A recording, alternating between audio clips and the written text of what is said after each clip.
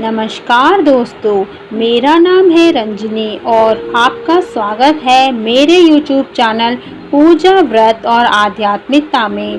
Video पसंद आए तो लाइक और सब्सक्राइब जरूर कीजिएगा। तो चलिए दोस्तों, आज के विषय पर चलते हैं। दोस्तों, आध्यात्मिक और धार्मिक कहानियाँ, विषय और विवरण आस्था और श्रद्धा के ऊपर निर्भर है। बिना आस्था और विश्वास के आप अपने जीवन में कुछ भी हासिल नहीं कर सकते। कोई भी आध्यात्मिक या धार्मिक कार्य शुरू करने से पहले उस कार्य पर अटूट विश्वास और आस्था का होना बेहद ज़रूरी है।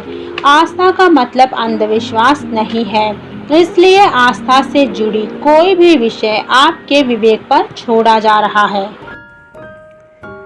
शिवजी बोले, हे देवी, तुम भक्तों के लिए सुलभ हो और समस्त कर्मों का विधान करने वाली हो। कलयुग में कामनाओं की सिद्धि हेतु यदि कोई उपाय हो तो उसे अपनी वाणी द्वारा सम्यक रूप से व्यक्त करो। देवी ने कहा, हे देव, आपका मेरे ऊपर बहुत स्नेह है। कलयुग में समस्त कामनाओं को सिद्ध करने वाला जो साधक है वह बतलाऊंगी, सुनो। उसका नाम है अम्बा स्तुति। ओम। इस दुर्गा सप्तश्लोकी स्तोत्र मंत्र के नारायण ऋषि हैं। अनुष्चंद छंद है। श्री महाकाली, महालक्ष्मी और महासरस्वती देवता है। श्री दुर्गा की प्रसन्नता के लिए सप्तश्लोकी दुर्गा पाठ में इसका विनियोग किया जाता है। हे भगवती महामाया देवी, ज्ञानियों के भी चित्त को बलपूर्वक खींचकर मोह में डाल देती है। माँ दुर्गा आप स्मरण करने पर सब प्राणियों का भय हर लेती है और स्वस्थ पुरुष द्वारा चिंतन करने पर उन्हें परम कल्याणमयी बुद्धि प्रदान करती है। दुख, दरिद्रता और भय हारने वाली देवी है। आपके सिवा दूसरी और कौन है जिनका चित्त सबका उपकार करने के लिए सदा ही दायद्र रहता हो। नारायणी, तुम सब प्रकार का मंगल प्रदान करने वाली मंगलमयी हो। कल्याणदायिनी शिवा हो। सब पुरुषार्थों को सिद्ध करने वाली शरणागत वात्सल्या हो। तीन नेत्रों वाली एवं गौरी हो, तुम्हें नमस्कार है। शरण में आए हुए दीनों एवं पीड़ितों की रक्षा में संकलन करने वाली तथा सबकी पीड़ा दूर करने वाली नारायणी देवी, तुम्हें नमस्कार है। सर्वस्वरूपा, सर्वेश्वरी तथा सब प्रकार की शक्तियों से संपन्न दिव्य रूपा दुर्गा देवी, सब भयों से हमारी रक्षा करो, तुम्हें नमस्कार है। देवी, तुम प्रसन्न होने पर सब रोगों को नष्ट कर देती हो और कुपित होने पर मनोवांछित सभी कामनाओं का नाश कर देती हो। जो लोग तुम्हारी शरण में जा चुके हैं उन पर विपत्ति तो आती ही नहीं। तुम्हारी शरण में गए हुए मनुष्य दूसरों को शरण देने वाले हो जाते हैं। सर्वेश्वरी, तुम इसी प्रकार तीनों लोकों की समस्त बाधाओं को शांत करो और हमारे शत्रुओं का नाश करती रहो। श्री सप्तश्लोकी दुर्गा संपूर्णम। श्री दुर्गा अष्टोत्तर शतनाम स्तोत्रम। शंकर जी पार्वती जी से कहते हैं, कमलनने, अब मैं अष्टोत्तर शतनाम का वर्णन करता हूँ, सुनो। जिसके प्रसाद, पाठ या श्रवण से परम साध्वी भगवती दुर्गा प्रसन्न हो जाती है। ओम सती, साध्वी, भवप्रीता, भावानी, भवमोचनी, आर्या, दुर्गा, जया, अघा, त्रिनेत्रा, शूलधारिणी, पीनकधारिणी, चित्रा, चंद्रघंटा, महातपा, मन, बुद्धि, अहंकारा, चित्रूपा, चिता, चिति, सर्वमंत्रमयी, सता, सत्यानंद स्वरूपिणी, अनंता, भविनी, भाव्या, भव्या, अभव्या, सदागति, शांभवी, देवमाता, चित्ता, रत्नप्रिया, सर्वविद्या, दक्ष कन्या, दक्ष यज्ञ विनाशिनी, अपर्णा, अनेकवर्णा, पाटलावती, पट्टंबरी परिधाना, कमलमंजीर रंजिनी अमेय विक्रमा क्रूरा सुंदरी सुर सुंदरी वर्णदुर्गा मातंगी मातंग मुनि पूजिता ब्रह्मी महेश्वरी ऐद्री कोमारी वैष्णवी चामुंडा वाराही लक्ष्मी पुरुषाकृति विमला उत्कर्षिणी ज्ञाना क्रिया नित्या बुद्धिदा बहुला बहुल प्रेमा सर्ववाहन वाहना निशुंभ शुंभहनिनी महिषासुरमर्दिनी मटुकैक भद्रिनी चंडमुंडा विनाशिनी सर्वसूर विनाशा सर्वदानवघातिनी सर्वशत्रिमयी सत्या सर्वशस्त्रधारिणी अनेक शस्त्रहस्ता अनेक शस्त्रधारिणी कुमारी एक कन्या किशोरी युवती यति अप्रौढ़ा प्रौढ़ा वृद्धमाता बलप्रदा महोदरी मुक्तकेशी घोररूपा महाबला अग्निज्वाला रौद्रमुखी कालरात्रि तपस्विनी नारायणी भद्रकाली विष्णुमाया जलोधरी शिवधूति कराली अनंता परमेश्वरी कात्यायनी सावित्री प्रत्यक्षा ब्रह्मवादिनी देवी पार्वती। जो प्रतिदिन दुर्गा के इस अष्टोत्तर शतनाम का पाठ करता है उसके लिए तीनों लोकों में कुछ भी असाध्य नहीं है। वह धन धान्य पुत्र स्त्री घोड़ा हाथी धर्म आदि 4 पुरुषार्थ तथा अंत में सनातन मुक्ति भी प्राप्त कर लेता है। कुमारी का पूजन और देवी सुरेश्वरी का ध्यान करके परम भक्ति के साथ उनका पूजन करे, फिर अष्टोत्तर शतनाम का पाठ करे। देवी जो ऐसा करता है उसे सब श्रेष्ठ देवताओं से भी सिद्ध प्राप्त होती है। राजा उसके दास हो जाते हैं, वह राज्य लक्ष्मी को प्राप्त कर लेता है।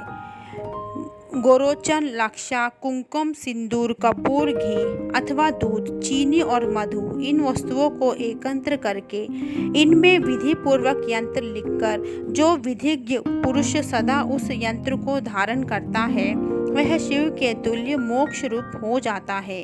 भौमवती अमावस्या की आधी रात में जब चंद्रमा शतभिषा नक्षत्र में हो उस समय इस स्तोत्र को लिखकर जो इसका पाठ करता है वह शक्तिशाली होता है। ये संपूर्ण देवियां क्रोध में भरी हुई है और भक्तों की रक्षा के लिए रथ पर बैठी दिखाई देती है। ये शंख चक्र गधा शक्ति हल और मुसल खेटक और तोमर परशु तथा पाश कुंत और त्रिशूल एवं उत्तम शर्ण धनुष आदि अष्ट शस्त्र अपने हाथों में धारण करती है। दैत्यों के शरीर का नाश करना, भक्तों को अभय दान देना और देवताओं का कल्याण करना यही उनके शास्त्र धारण का उद्देश्य है। कवच आरंभ करने के पहले इस प्रकार प्रार्थना करनी चाहिए। महान रौद्र रूप अत्यंत घोर और पराक्रम महान बल और महान उत्सव वाली देवी तुम महान भय का नाश करने वाली हो, तुम्हें नमस्कार है। तुम्हारी ओर देखना भी कठिन है। शत्रुओं का भय बढ़ाने वाली जगदम्बिके मेरी रक्षा करो। पूर्व दिशा में इंद्र शक्ति मेरी रक्षा करे। अग्निकोण में अग्नि शक्ति, दक्षिण दिशा में वाराही तथा नेत्र वस्य कोण में खड्गधारिणी मेरी रक्षा करे। पश्चिम दिशा में वारुणी और वात्सल्य कोण में मृग पर सवारी करने वाली देवी मेरी रक्षा करे। उत्तर दिशा में कोमारी और ईशान कोण में शूलधारिणी देवी रक्षा करे। ब्राह्मणी तुम ऊपर की ओर से मेरी रक्षा करो और वैष्णवी देवी नीचे की ओर से मेरी रक्षा करे। इसी प्रकार शव को अपना वाहन बनाने वाली चामुंडा देवी 10 दिशाओं में मेरी रक्षा करे। जया आग से और विजया पीछे की ओर से मेरी रक्षा करे। वाम भाग में अजिता और दक्षिण भाग में अपराजिता रक्षा करे। उद्योगिनी शिखा की रक्षा करे। उमा मेरी मत्स्य पर विराजमान होकर रक्षा करे। ललाट में मालाधारी रक्षा करे और यश दिवी देवी मेरी बोहो का रक्षा करे। बोहो के मध्य भाग में त्रिनेत्रा और नथुओं की यम घंटा देवी रक्षा करे। दोनों नेत्रों के मध्य भाग में शंकिनी और कानों में द्वार वासिनी रक्षा करे। कालिका देवी कपोलों की तथा भगवती शांकरी कानों के मूल भाग की रक्षा करे। नासिका में सुगंधा और ऊपर के होठों में चर्चिका देवी रक्षा करे। नीचे के होठों में अमृत कला तथा जिह्वा में सरस्वती देवी रक्षा करे। कोमारी दांतों की और चंडिका कंठ प्रदेश की ओर रक्षा करे। चित्रघंटा गले की घाटी की और महामाया तालुक में रखकर रक्षा करे। कामाक्षी ओठी की और सर्वमंगला मेरी वाणी की रक्षा करे। भद्रकाली ग्रीवा कंठ के बाहरी भाग में नीलग्रीवा और कंठ की नली में नलकुमारी रक्षा करे। दोनों कंधों में खड्गिनी और मेरी दोनों भुजाओं की वज्रधारिणी रक्षा करे। दोनों में हाथों में दंडिनी और अंगुलियों में अंबिका रक्षा करे। शूलेश्वरी नाकों की रक्षा करे। कुलेश्वरी कुशी पेट में रक्षा करे। महादेवी दोनों स्तनों की और शोक विनाशिनी देवी मन की रक्षा करे। ललिता देवी हृदय में और शूलधारिणी उदर में रहकर रक्षा करे। नाभि में कामनी और गुहा बाग की गुहेश्वरी रक्षा करे। पूतना और कामिका लिंग की और महिषावाहिनी गुदा की रक्षा करे। भगवती कटी भाग में और विद्यावासिनी घुटनों की रक्षा करे। संपूर्ण कामनाओं को देने वाली महाबला देवी दोनों पिंडलियों की रक्षा करे। नरसिंही दोनों घुटनों की और तेजसी देवी दोनों चरणों के पृष्ठ भाग की रक्षा करे। श्री देवी पैरों की उंगलियों में और तलवासिनी पैरों के तलुओं में रहकर रक्षा करे। अपनी दड़ों के कारण भयंकर दिखाई देने वाली दष्टदलाकरा देवी नखों की और ऊर्ध्वकेशिनी देवी केशों की रक्षा करे। रोमावलियों के छिद्रों में कोबेरी और त्वचा की वागीश्वरी देवी रक्षा करे। पार्वती देवी रक्त मज्जा वसा मांस हड्डी और मेदा की रक्षा करे। आंतों की कालरात्रि और पित्त की मुकुटेश्वरी रक्षा करे। मूलधारा आदि कमल कोशों में पद्मावती देवी और कफ में चूड़ामणि देवी स्थित होकर रक्षा करे। नख के तेज की ज्वालामुखी रक्षा करे, जिसका किसी भी अस्त्र से भेदन नहीं हो सकता। वह अमेधा देवी शरीर की समस्त संधियों में रहकर रक्षा करे। ब्राह्मणी आप मेरे वीर की रक्षा करे। छत्रेश्वरी छाया की तथा धर्मधारिणी देवी मेरे अहंकार मन और बुद्धि की रक्षा करे। हाथों में वज्र धारण करने वाली वज्रस्तना देवी मेरे प्राण अपान व्यान उदान और समान वायु की रक्षा करे। कल्याण से सुशोभित होने वाली भगवती कल्याण शोभना मेरे प्राण की रक्षा करे। रस रूप गंध शब्द और स्पर्श इन विषयों का अनुभव करते समय योगिनी देवी रक्षा करे तथा सत्व गुण रजोगुण और तपोगुण की रक्षा सदा नारायणी देवी करे। वाराही आयु की रक्षा करे, वैष्णवी धर्म की रक्षा करे तथा चक्रिणी चक्र धारण करने वाली देवी यश कीर्ति लक्ष्मी धन तथा विद्या की रक्षा करे। इंद्राणी आप मेरे गोत्र की रक्षा करे।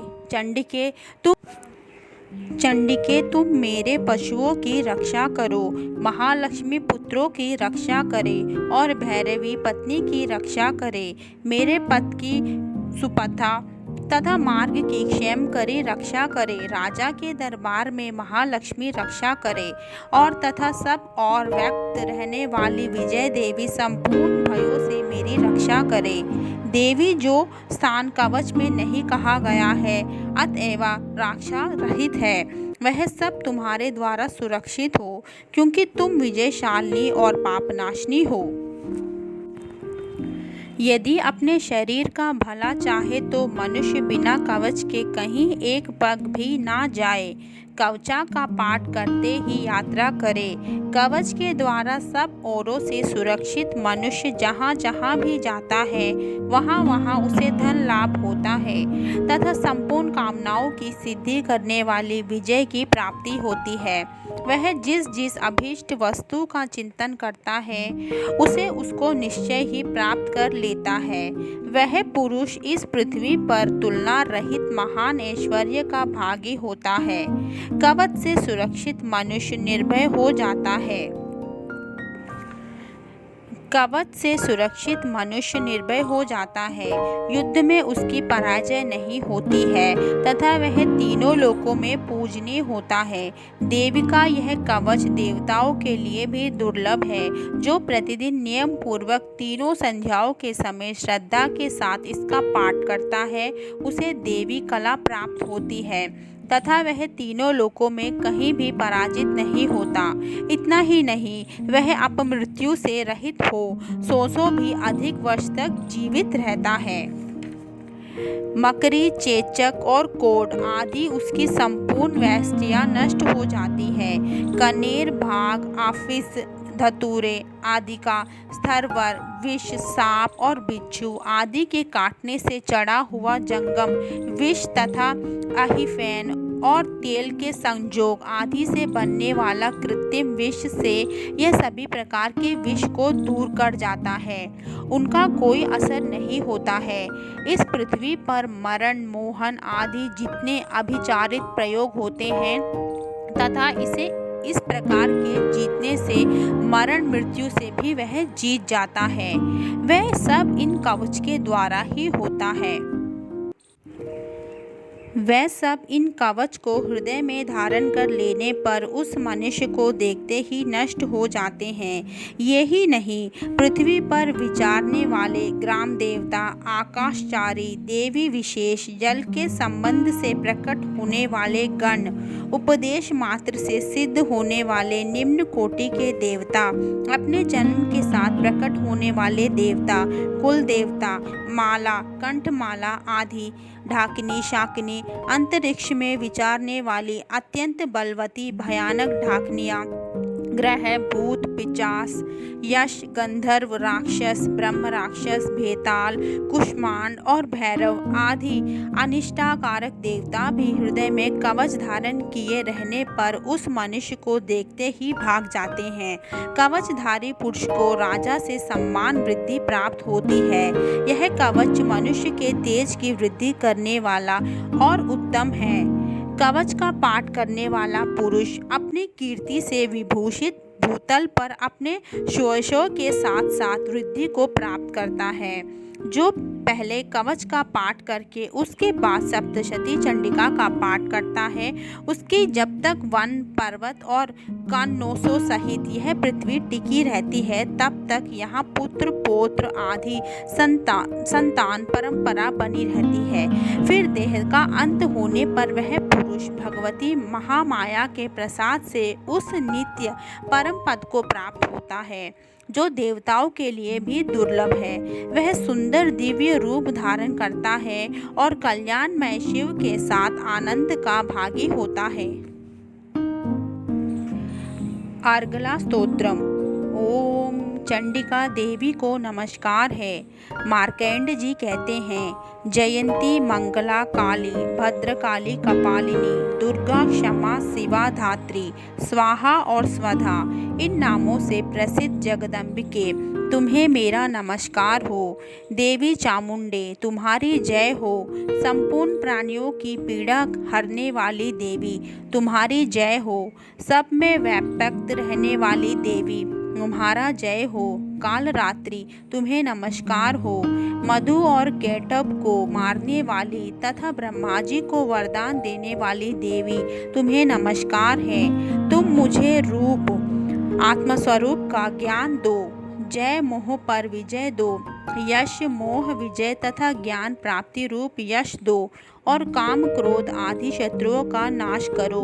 महिषासुर का नाश करने वाली तथा भक्तों को सुख देने वाली देवी, तुम्हें नमस्कार है। तुम रूप दो, जय दो, यश दो और काम, क्रोध आदि शत्रुओं का नाश करो। रक्त बीज का वध और चंड मुंडा का विनाश करने वाली देवी, तुम रूप दो, जय दो, यश दो और काम, क्रोध आदि शत्रुओं का नाश करो। शुंभ और निशुंभ तथा ध्रूम्र लोचना का मर्दन करने वाली देवी, तुम रूप दो, जय दो, यश दो और काम, क्रोध आदि शत्रुओं का नाश करो। सबके हृदय वंदित युगल चरणों वाली तथा संपूर्ण सौभाग्य प्रदान करने वाली देवी, तुम रूप दो, जय दो, यश दो और काम क्रोध आदि शत्रुओं का नाश करो। देवी तुम्हारे रूप और चारित्र अचिंत्य हैं। तुम समस्त शत्रुओं का नाश करने वाली हो। रूप दो, जय दो, यश दो और काम क्रोध आदि शत्रुओं का नाश करो। पापों को दूर करने वाली चंडिके, जो भक्ति पूर्वक तुम्हारे चरणों में सर्वदा मस्तक झुकाते हैं, उन्हें रूप दो, जय दो, यश दो और उनके काम क्रोध आदि शत्रुओं का नाश करो। रोगों का नाश करने वाली चंडिके, जो भक्ति पूर्वक तुम्हारी स्तुति करते हैं, उन्हें रूप दो, जय दो, यश दो और उनके काम क्रोध आदि शत्रुओं का नाश करो। चंडिके, इस संसार में जो भक्ति पूर्वक तुम्हारी पूजा करते हैं, उन्हें रूप दो, जय दो, यश दो और उनके काम क्रोध आदि शत्रुओं का नाश करो। तुम्हें सौभाग्य और आरोग्य दो, परम सुख दो। रूप दो, जय दो, यश दो और मेरे काम क्रोध आदि शत्रुओं का नाश करो। जो तुमसे द्वेष रखते हो, उनका नाश और मेरी बल की वृद्धि करो। रूप दो, जय दो, यश दो और मेरे काम क्रोध आदि शत्रुओं का नाश करो। देवी, मेरा कल्याण करो, मुझे उत्तम संपत्ति प्रदान करो। रूप दो, जय दो, यश दो और काम क्रोध आदि शत्रुओं का नाश करो। अंबिके, देवता और असुर दोनों ही आपके माथे के मुकुट की मणियों को तुम्हारे चरणों पर घिसते रहते हैं। तुम रूप दो, जय दो, यश दो और काम क्रोध आदि शत्रुओं का नाश करो। तुम अपने भक्त जनों को विद्वान, यशस्वी और लक्ष्मीवान बनाओ तथा रूप दो, जय दो, यश दो और उनके काम क्रोध आदि शत्रुओं का नाश करो। प्रचंड देवताओं के दर्प का दलन करने वाली चंडिके, मुझे शरणागत को रूप दो, जय दो, यश दो और मेरे काम क्रोध आदि शत्रुओं का नाश करो। चतुर्मुख ब्रह्मा जी के द्वारा प्रशंसित चार भुजाधारिणी परमेश्वरी, रूप दो, जय दो, यश दो और काम क्रोध आदि शत्रुओं का नाश करो। देवी अंबिके, भगवान विष्णु नित्य निरंतर भक्ति पूर्वक तुम्हारी स्तुति करते रहते हैं। तुम रूप दो, जय दो, यश दो और काम क्रोध आदि शत्रुओं का नाश करो। हिमालय कन्या पार्वती के पति महादेवी के द्वारा प्रशंसित होने वाली परमेश्वरी, तुम रूप दो, जय दो, यश दो और काम क्रोध आदि शत्रुओं का नाश करो। शशिपति इंद्र के द्वारा शब्दावसे पूजित होने वाली परमेश्वरी, तुम रूप दो, जय दो, यश दो और काम क्रोध आदि शत्रुओं का नाश करो। प्रचंड भुजदंडों वाले दैत्यों का घमंड चूर करने वाली देवी, तुम रूप दो, जय दो, यश दो और काम क्रोध आदि शत्रुओं का नाश करो।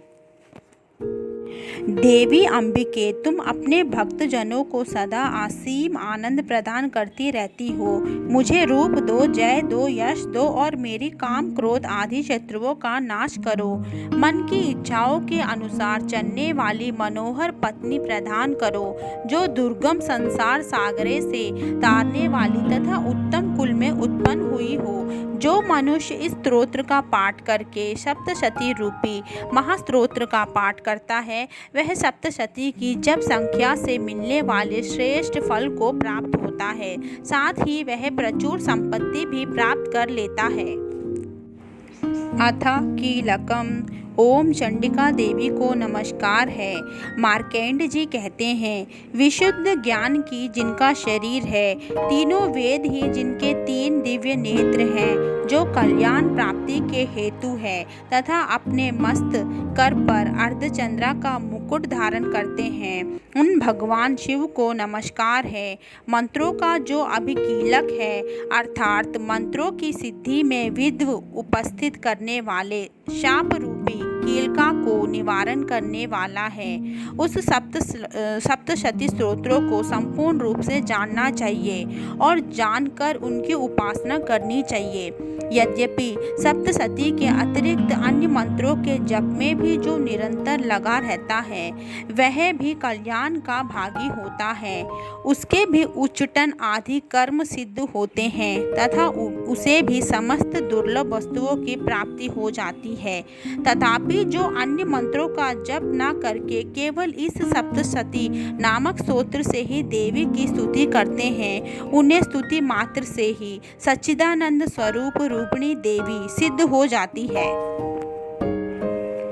उन्हें अपने कार्य की सिद्धि के लिए मंत्र, औषधि तथा अन्य किसी साधन के उपयोग की आवश्यकता नहीं रहती।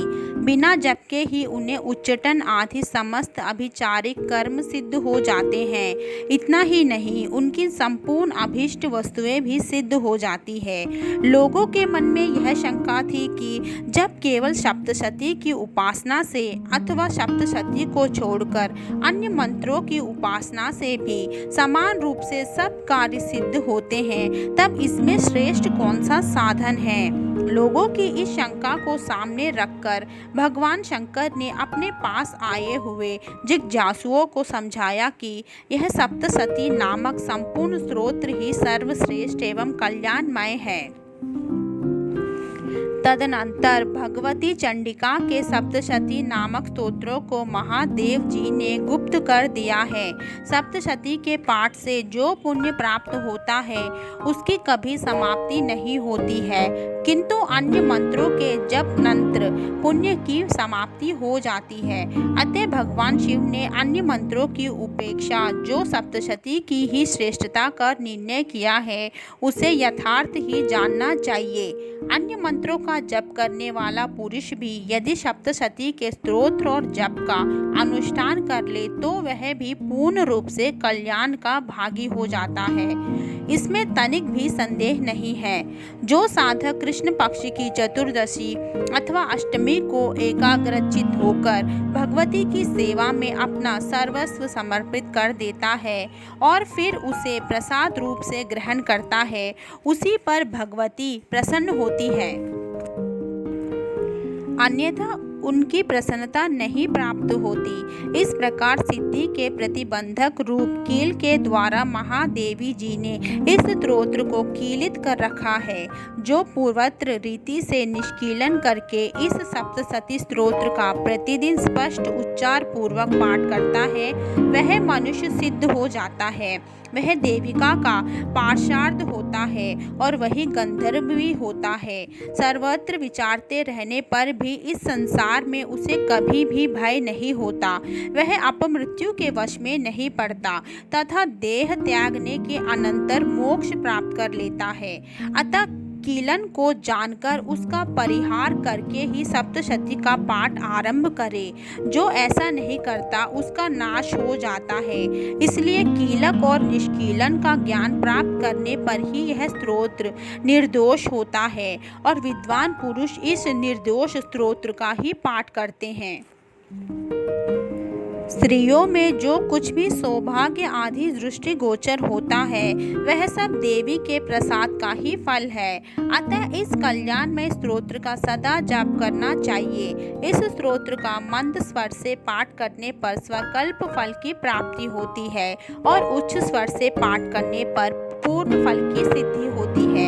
अतः उच्च स्वर से ही इसका पाठ आरंभ करना चाहिए, जिसके प्रसाद से ऐश्वर्य, सौभाग्य, आरोग्य, संपत्ति, शत्रुनाश तथा परम मोक्ष भी सिद्ध होती है।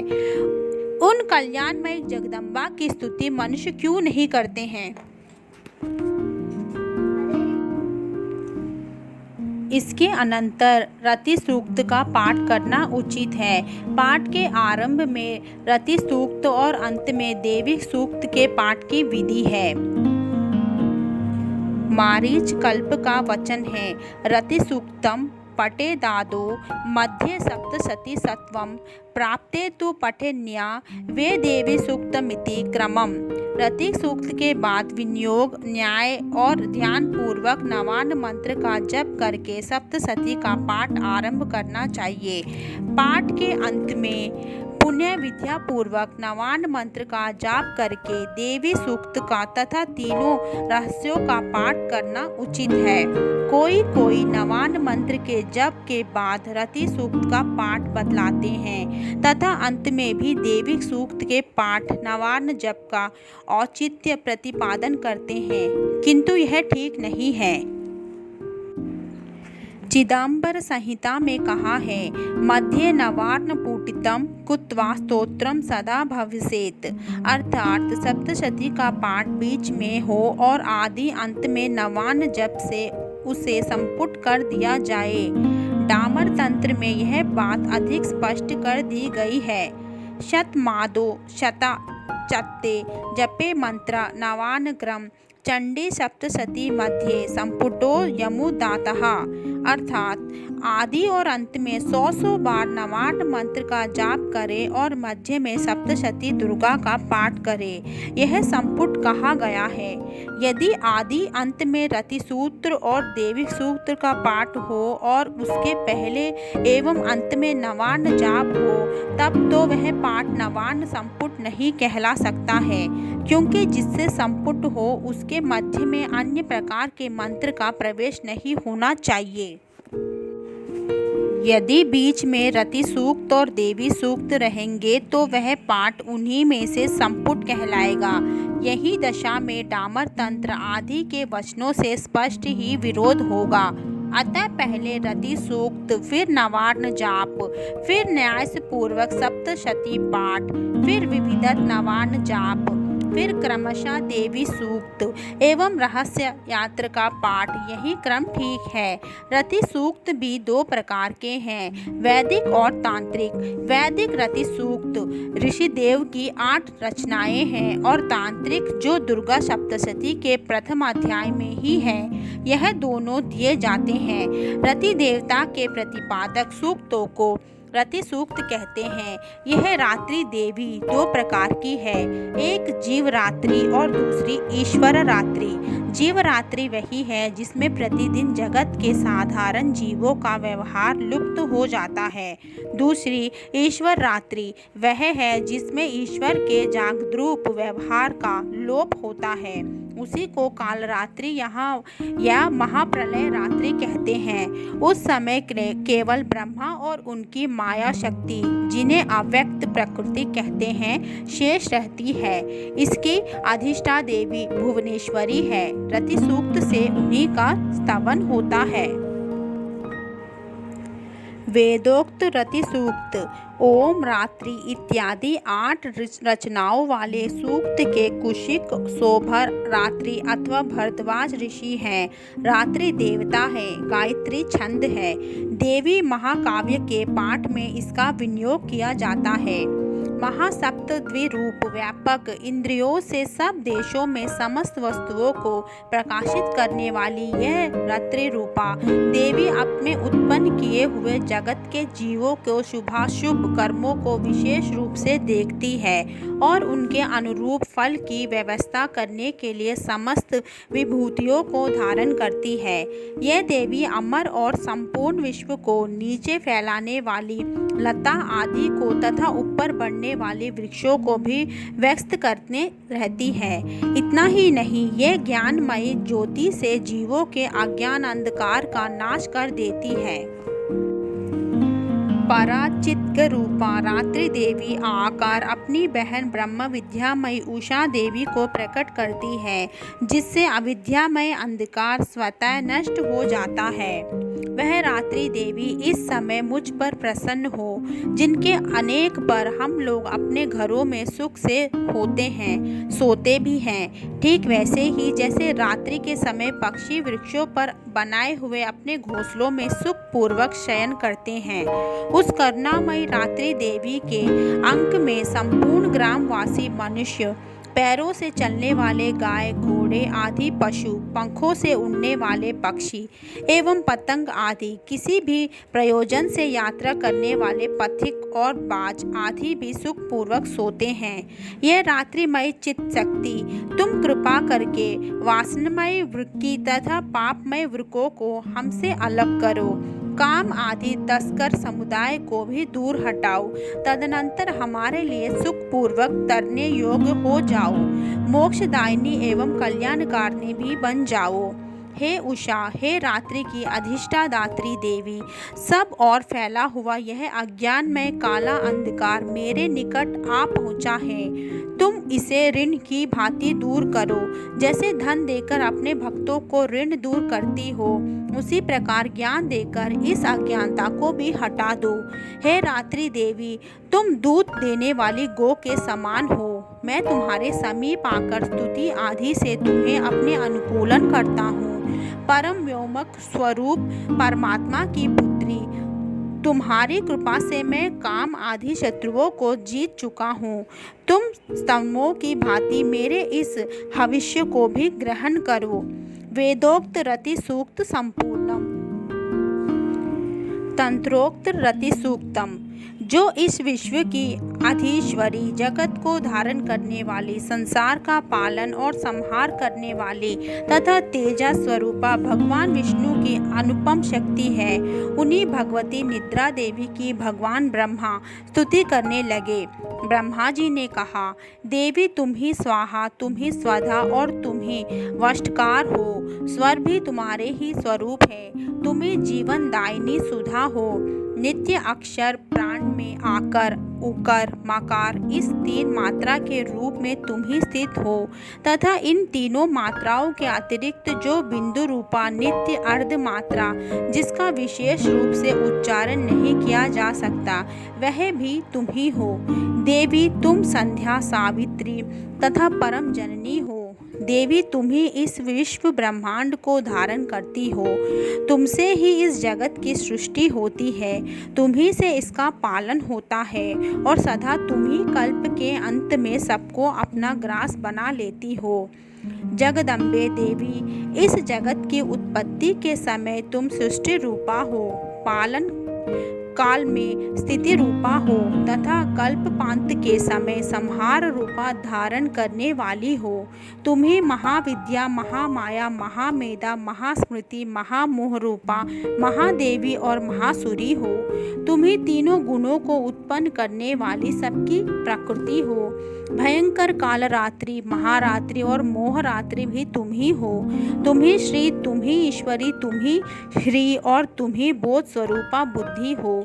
लज्जा, पुष्टि, तुष्टि, शांति और क्षमा भी तुम ही हो। तुम खड्गधारिणी, शूलधारिणी, घोर रूपा तथा गदा, चक्र, शंख और धनुष धारण करने वाली हो। बाण, भुशुंडी और परिघ ये भी तुम्हारे अस्त्र हैं। तुम सौम्य और सोमांतर हो। इतना ही नहीं, जितने भी सौम्य एवं सुंदर पदार्थ हैं उन सबकी अपेक्षा तुम अत्यंत सुंदर हो। पर सबसे परे रहने वाली परमेश्वरी तुम ही हो। सर्वस्वरूपे देवी, कहीं भी सत असत रूप हो, कुछ वस्तुएं हैं और उन सबकी जो शक्ति है वह तुम ही हो। ऐसी अवस्था में तुम्हारी स्तुति क्या हो सकती है? जो इस जगत की सृष्टि, पालन और संहार करते हैं, उन भगवान को भी जब तुमने निद्रा के अधीन कर दिया है, तब तुम्हारी स्तुति करने में यहाँ कौन समर्थ हो सकता है? मुझको, भगवान शंकर को तथा भगवान विष्णु को भी तुमने ही शरीर धारण कराया है, अतः तुम्हारी स्तुति करने की शक्ति किसमें है? देवी तुम तो अपने इन उदार भावों से ही प्रशंसिक हो। ये जो दोनों दुष्कर असुर मधु और कैटभ है, इनको मोह में डाल दो और जगदीश्वर भगवान विष्णु को शीघ्र ही जगा दो। साथ ही इनके भीतर इन दोनों महान असुरों को मार डालने की बुद्धि उत्पन्न कर दो। तंत्रोक्त रति सूक्त संपूर्ण। श्री देव्यर्थवर्य शीर्ष। ओम। सभी देवता देवी के समीप गए और नम्रता से पूछने लगे, हे महादेवी तुम कौन हो? उसने कहा, मैं ब्रह्म स्वरूप हूँ। मुझसे प्रकृति, पुरुषात्मक, सद्रूप और असद्रूप जगत उत्पन्न हुआ है।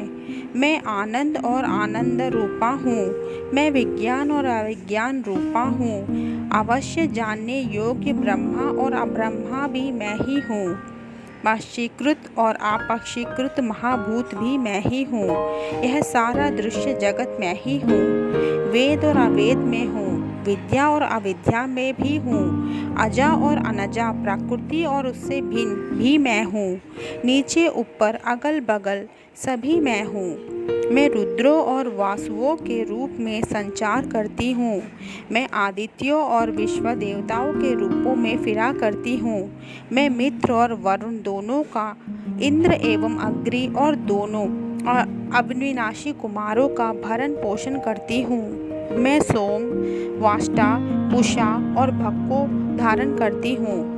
त्रैलोक्य को आक्रांत करने के लिए विस्तारिण पाशक्षेप करने वाले विष्णु, महाब्रह्मा और प्रजापतियों को मैं ही धारण करती हूँ। देवों को उत्तम हवि पहुँचाने वाले और सोमरस निकालने वाले यजमान के लिए हार्दिद्रव्यों से युक्त धन धारण करती हूँ।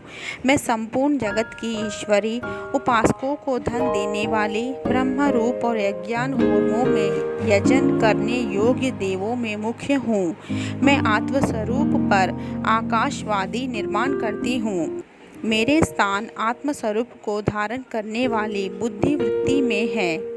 जो इस प्रकार जानता है वह देवी संपत्ति लाभ करता है। तब उन देवों ने कहा, देवी को नमस्कार है। बड़े बड़ों को अपने अपने कर्तव्य में प्रवृत्त करने वाली कल्याणकार्ती को सदा नमस्कार है। गुण सामान्य स्वव्यवस्था रूपिणी मंगलमयी देवी को नमस्कार है। नियम युक्त होकर हम उन्हें प्रणाम करते हैं। उन अग्नि से वर्ण वाली, ज्ञान से जगमगने वाली, दीप्तिमती, कर्मफल प्राप्ति के हेतु सेवन की जाने वाली दुर्गा देवी की हम शरण में हैं। असुरों का नाश करने वाली देवी, तुम्हें नमस्कार है। प्रण रूप देवों ने जिस प्रकाशमान बेखारी वाणी को उत्पन्न किया, उसे अनेक प्रकार के प्राणी बोलते हैं। वह कामधेनु तुल्य, आनंददायक और अन्य तथा बल देने वाली वर्ण रूप प्राण रूप देवों ने जिस प्रकाशमान बेखारी वाणी को उत्पन्न किया, उसे अनेक प्रकार के प्राणी बोलते हैं। वह कामधेनु तुल्य, आनंददायक और अन्य तथा अन्न बल देने वाली वग्न रूपिणी भगवती उत्तम स्तुति से संतुष्ट होकर हमारे समीप आए। काल का भी नाश करने वाली, वेदों द्वारा स्तुत हुई विष्णु शक्ति, स्कंद माता, शिव शक्ति, सरस्वती, ब्रह्मा शक्ति, देव माता, अदिति और दक्ष कन्या सती, पापनाशिनी, कल्याणकारिणी भगवती को हम प्रणाम करते हैं। हम महालक्ष्मी को जानते हैं और उन सर्वशक्ति रूपिणी का ही ध्यान करते हैं। वह देवी हमें उस विषय में ध्यान में प्रवृत्त रखे। हे दक्ष, आपकी जो कन्या अदिति है वह प्रसूता हुई और उसके मृत्यु रहित कल्याणमय देव उत्पन्न हुए।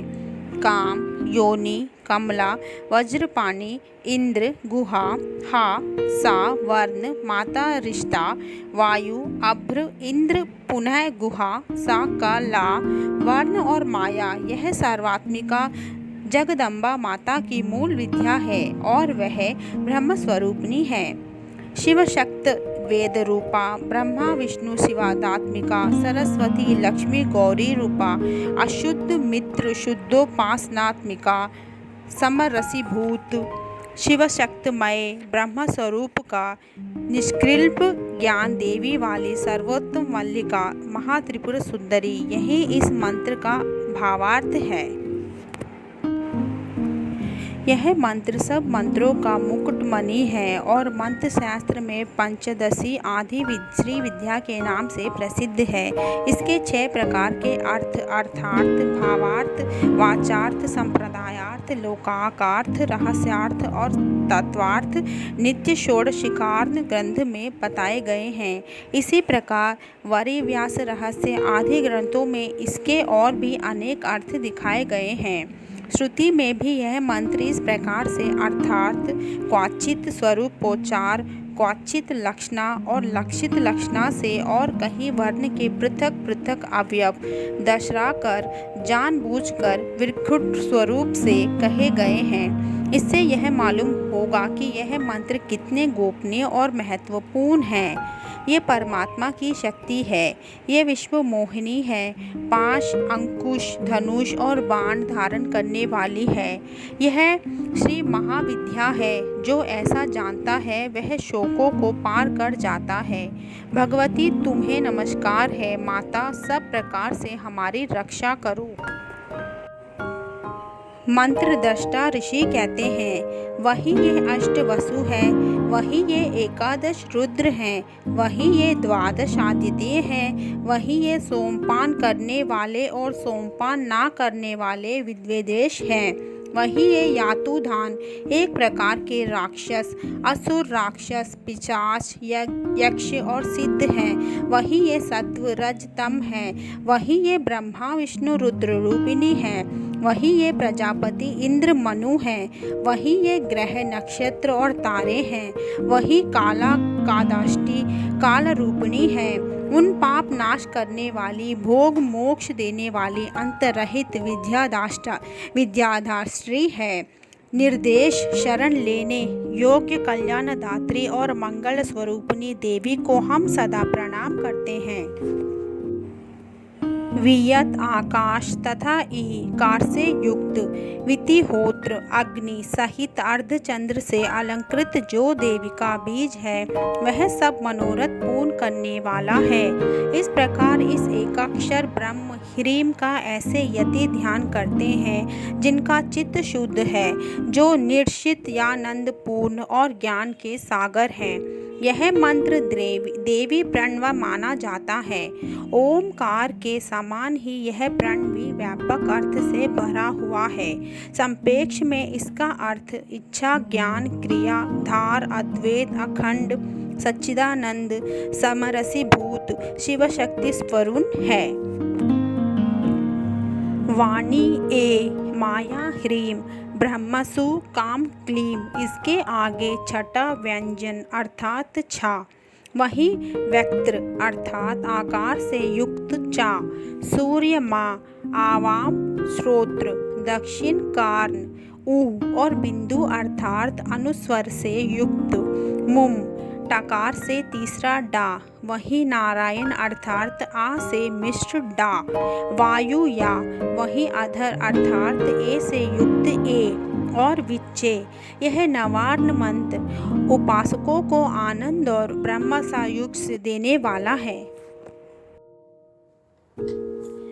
इस मंत्र का अर्थ है चित स्वरूपनी महासरस्वती, हे शद्रुपिनी महालक्ष्मी, हे आनंद रूपनी महाकाली।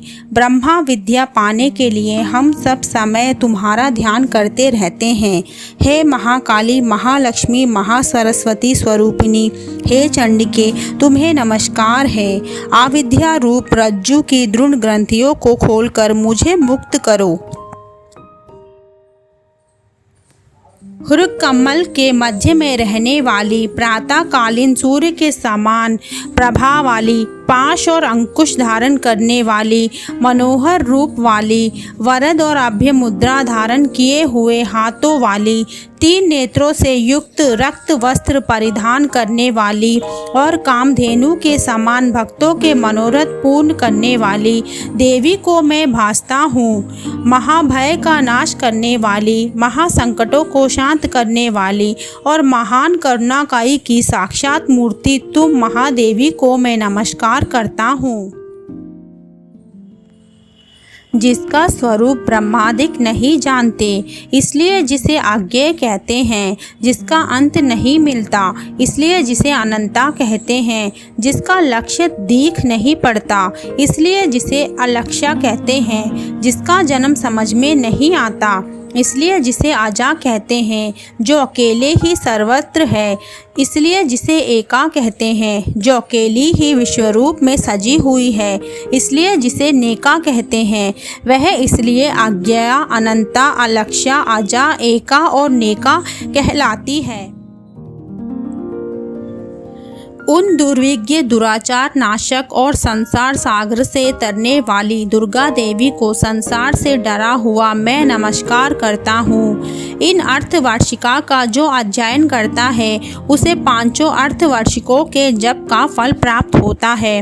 इस अर्थवार्षिके को ना जानकर जो प्रतिमा स्थापन करता है वह सैकड़ों लाख जप करके भी आचार्य सिद्धि नहीं प्राप्त करता। अष्टोत्तर 108 बार जप इत्यादि इसकी पुनरुच्चारण विधि है।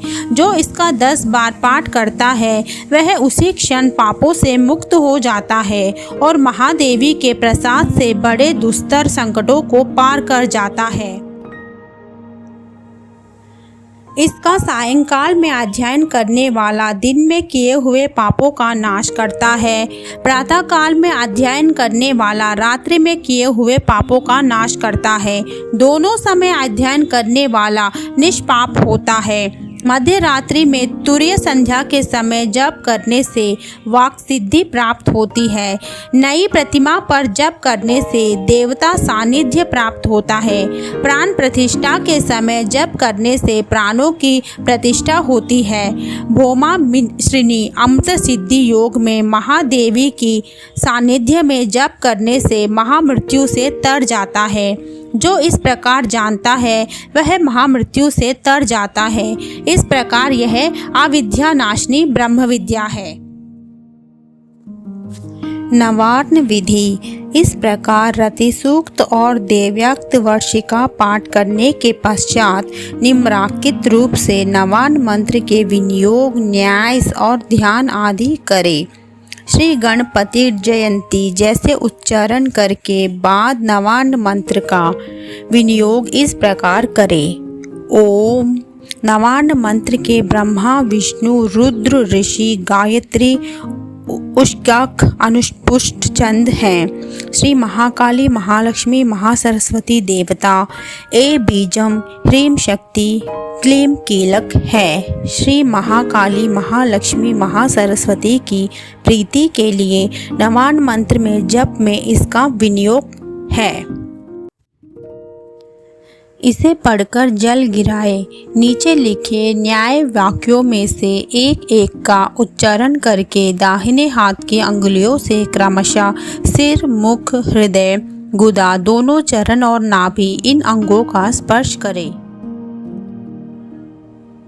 ऋष्यादिन्यास। ब्रह्मा, विष्णु, रुद्र ऋषिभ्यो नमः। शिरसि गायत्रु विष्णुगणुच्छन्द छन्दम्भो नमः। मुखे महाकाली, महालक्ष्मी, महासरस्वती देव्यभ्यो नमः। हृदय हे बीजम नमः। गुहे ह्रीं शक्त्यै नमः। पादयो क्लीं कीलकाय नमः। नभो ओम ऐं ह्रीं क्लीं चामुंडाय विच्चे।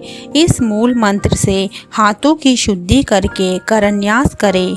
करन्यास में हाथ की विभिन्न अंगुलियों को हथेलियों और हल के पृष्ठभाग में मंत्रों का न्यास स्थापन किया जाता है। इसी प्रकार अंग न्यास में हृदय आदि अंगों में मंत्रों की स्थापना होती है। मंत्रों को चेतन और मूर्तिमान मानकर उन अंगों का नाम लेकर उन मंत्रमय देवता को ही स्पर्श और वंदन किया जाता है। ऐसा करने से पाठ या जप करने वाला स्वयं मंत्रमय होकर मंत्र देवताओं द्वारा सर्वथा सुरक्षित हो जाता है।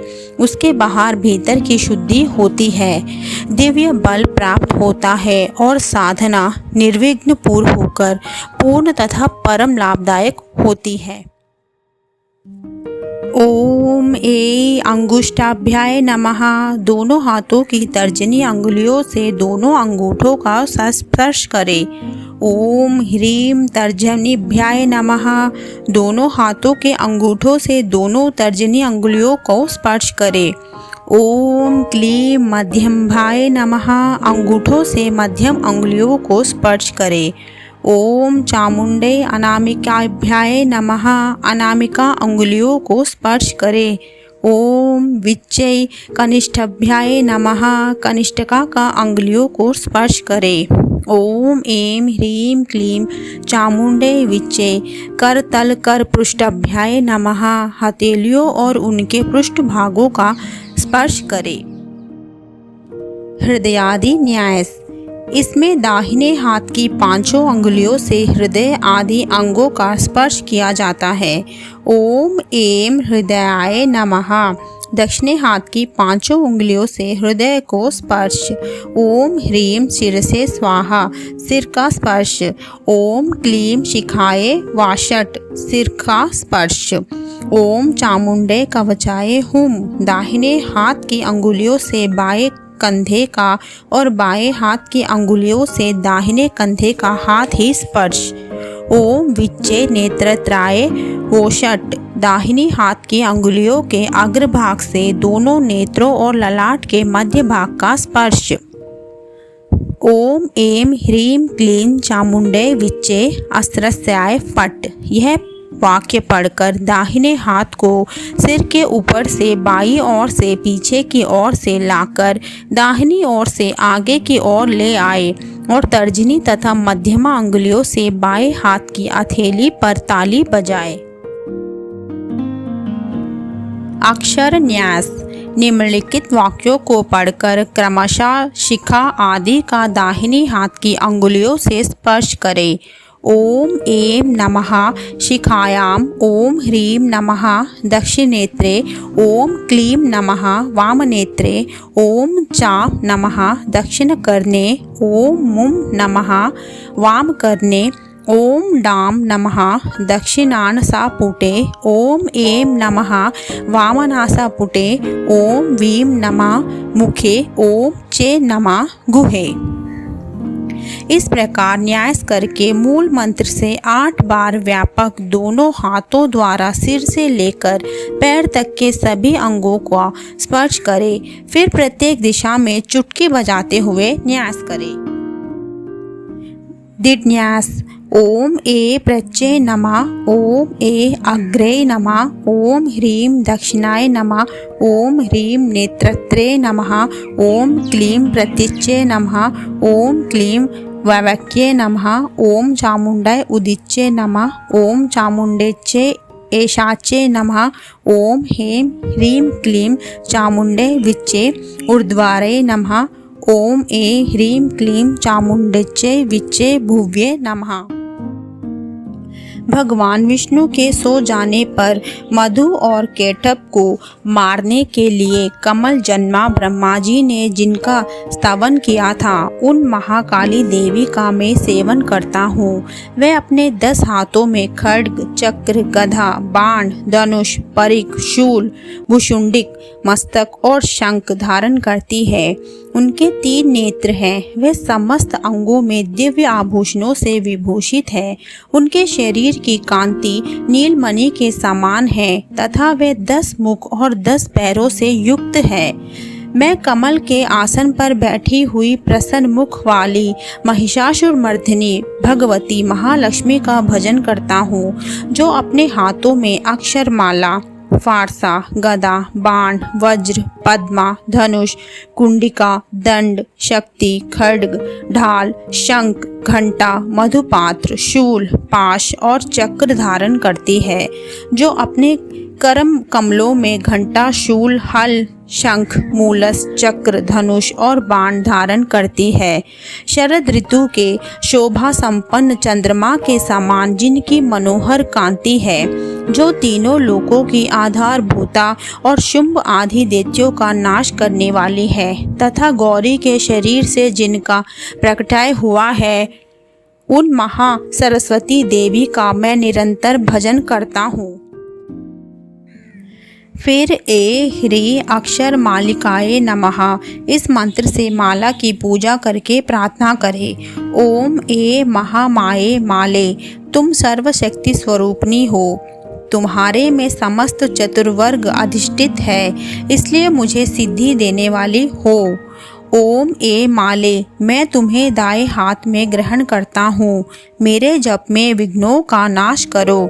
जप करते समय किए गए संकल्पित कार्यों में सिद्धि प्राप्त करने के लिए और मंत्र सिद्धि के लिए मेरे ऊपर प्रसन्न हो। ओम अक्षर मालाधिपते सुसिद्धि देहि देहि सर्व मंत्र साधिनी साधाय साधाय सर्व सिद्धि परिकल्पाय परिकल्पाय में स्वाहा। इसके बाद ओम ए ह्रीं क्लीं चामुंडे विच्चे इस मंत्र का 108 बार जाप करें। और देवी महेश्वरी, तुम गोपनीय से भी गोपनीय वस्तु की रक्षा करने वाली हो। मेरे निवेदन किए हुए इस जप को ग्रहण करो। तुम्हारे कृपा से मुझे सिद्धि प्राप्त हो। इसे पढ़कर देवी के वाम हस्त में जप निवेदन करें। सप्तशती न्यास। तदनंतर सप्तशती के विनियोग, न्यास और ध्यान करने चाहिए। न्यास की प्रणाली पूर्वोक्त है। विनियोग इस प्रकार है। प्रथम, मध्यम और उत्तम चरित्रों के क्रमशः ब्रह्मा, विष्णु, रुद्र ऋषि हैं। श्री महाकाली, महालक्ष्मी और महासरस्वती देवता हैं। गायत्री उत्कृष्ट और अनुष्चंद है। नंदा शांभरी तथा भीमा शक्ति है। रक्तदंतिका दुर्गा तथा भ्रामरी बीज है। अग्नि, वायु और सूर्य तत्व है। वाक, यजु और सामवेद ध्यान है। सकल कामनाओं की सिद्धि के हेतु श्री महाकाली, महालक्ष्मी तथा महासरस्वती देवताओं की प्रीति के लिए प्रथम, मध्यम, उत्तर चरित्र के जप में इसका विनियोग किया जाता है।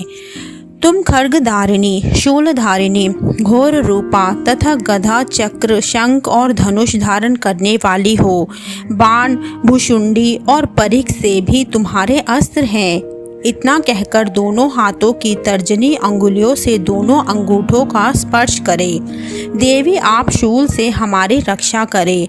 अंबिके, आप खड्ग से भी हमारी रक्षा करें तथा घंटा की ध्वनि और धनुष की टंकार से भी हम लोगों की रक्षा करें। दोनों हाथों के अंगूठों से दोनों तर्जनी अंगुलियों का स्पर्श करें। चंडिके, पूर्व, पश्चिम और दक्षिण दिशा में आप हमारी रक्षा करें तथा ईश्वरी, आपके त्रिशूल को घुमाकर आप उत्तर दिशा में भी हमारी रक्षा करें। अंगूठों से मध्यमा अंगुलियों का स्पर्श करें। तीनों लोकों में आपके जो परम सुंदर रूप एवं अत्यंत भयंकर रूप विचरते रहते हैं, उनके द्वारा भी आप हमारी रक्षा करें तथा इस भूलोक की रक्षा करें। अनामिका अंगुलियों का स्पर्श करें। अंबिके, आपके कर पल्लवों में शोभा पाने वाले खड्ग, शूल और गदा आदि जो जो अस्त्र हो, उन सबके द्वारा आप सब ओर से हम लोगों की रक्षा करें।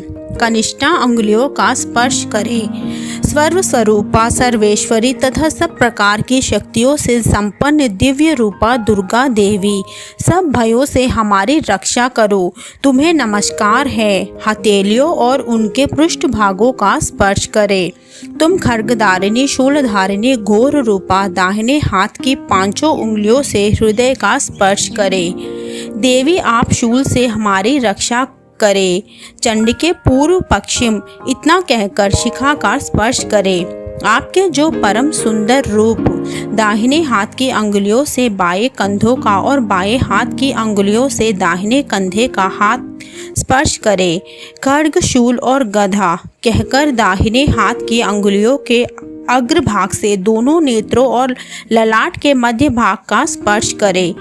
सर्व स्वरूपा, सर्वेश्वरी कहकर दाहिने हाथ को सिर के ऊपर से बाईं ओर से पीछे की ओर ले जाकर दाहिने ओर से आगे की ओर ले आए और तर्जनी तथा मध्यमा अंगुलियों से बाएं हाथ की हथेली पर ताली बजाए। ध्यान। मैं 3 नेत्रों वाली दुर्गा देवी का ध्यान करता हूँ। उनके श्री अंगों की प्रभा बिजली के समान है। वे सिंह के कंधे पर बैठी हुई भयंकर प्रतीत होती है। हाथों में तलवार और ढाल लिए अनेक कन्याएं उनकी सेवाओं में खड़ी है।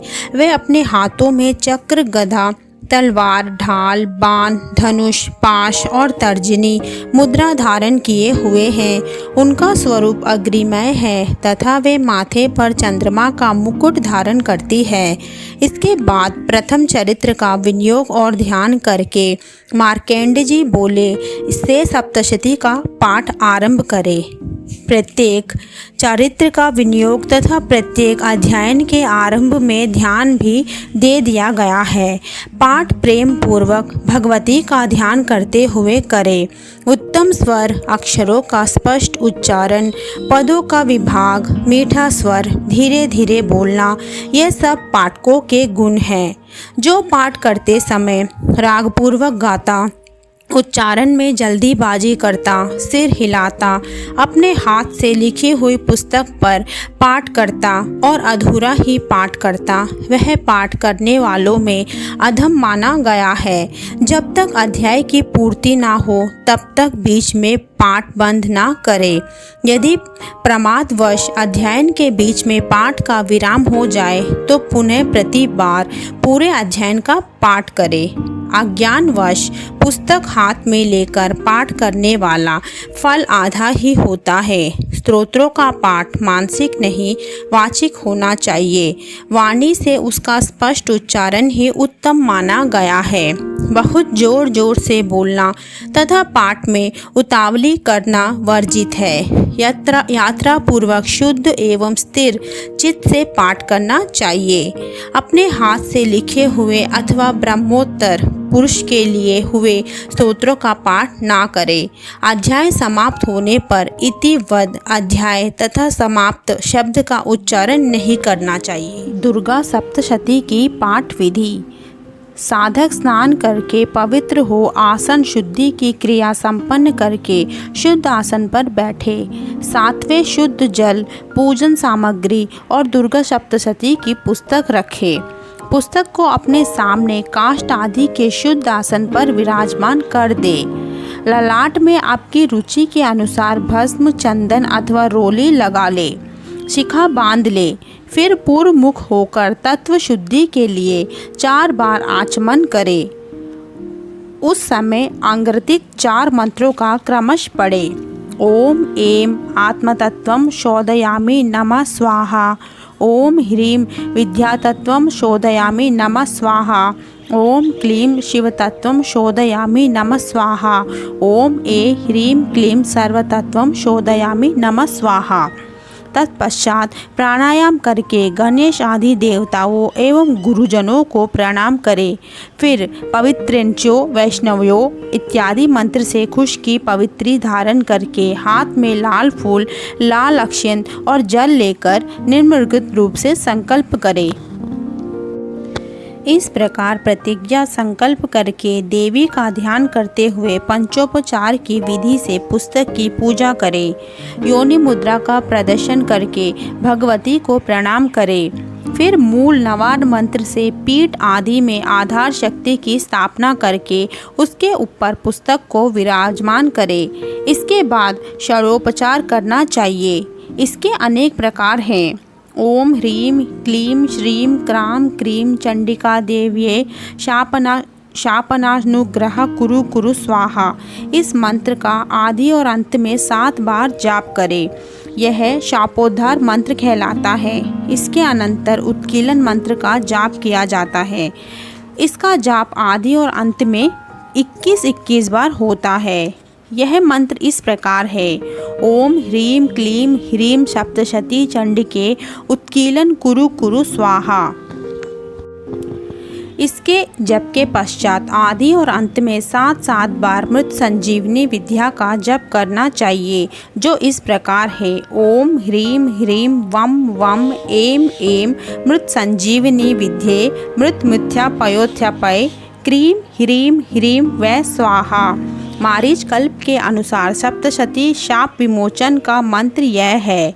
ओम श्रीं श्रीं क्लीं हूं ओम ए शोभाय मोहाय उत्कीलनाय उत्कीलनाय उत्कीलनाय ठम ठम। इस मंत्र का आरंभ में ही 108 बार जाप करना चाहिए, पाठ के अंत में नहीं, अथवा रुद्रमालाय महातंत्र के अंतर्गत दुर्ग कल्प में कहे हुए चंडिका शाप विमोचन तंत्रों का आरंभ में ही पाठ करना चाहिए। वह मंत्र इस प्रकार है। ओम अस्य श्री चंडिकाया ब्रह्म वशिष्ठ विश्वामित्र शाप विमोचन मंत्रस्य वशिष्ठ नारदंस वाद साम वेदाधिपति ब्राह्मण ऋषदा सर्व कार्यकारिणी श्री दुर्गा देवता चारित्रस्य बीजम ह्रीं शक्तिं त्रिगुणात्म स्वरूप चंडिका शाप विमुक्तो मम संकल्प कार्य सिद्धर्दे जपे विनियोगः। ओम ह्रीं ह्रीं रेतः स्वरूपिण्ये मधुकेट भवर्धिन्ये ब्रह्मा वशिष्ठ विश्वामित्र शापद विमुक्ता भवा। ओम ह्रीं बुद्धिस्वरूपिण्ये महिषासुर सैन्य नाशिन्ये ब्रह्मा वशिष्ठ विश्वामित्र शापदा विमुक्ता भवा। ओम रम रक्त स्वरूपिण्ये महिषासुर दिव्ये ब्रह्मा वशिष्ठ विश्वामित्र शापदा विमुक्ता भव। ओम क्षुम शुद्ध स्वरूपिण्ये देवादित्ये ब्रह्मा वशिष्ठ विश्वामित्र शापदा विमुक्ता भवा। ओम चम छाया स्वरूपिण्ये दूत संवादिन्ये ब्रह्मा वशिष्ठ विश्वामित्र शापद विमुक्ता भव। ओम शम शक्ति स्वरूपिण्ये ध्रुमलोचना नाज्ञाकारिणे ब्रह्मा वशिष्ठ विश्वामित्र शापदा विमुक्ता भव।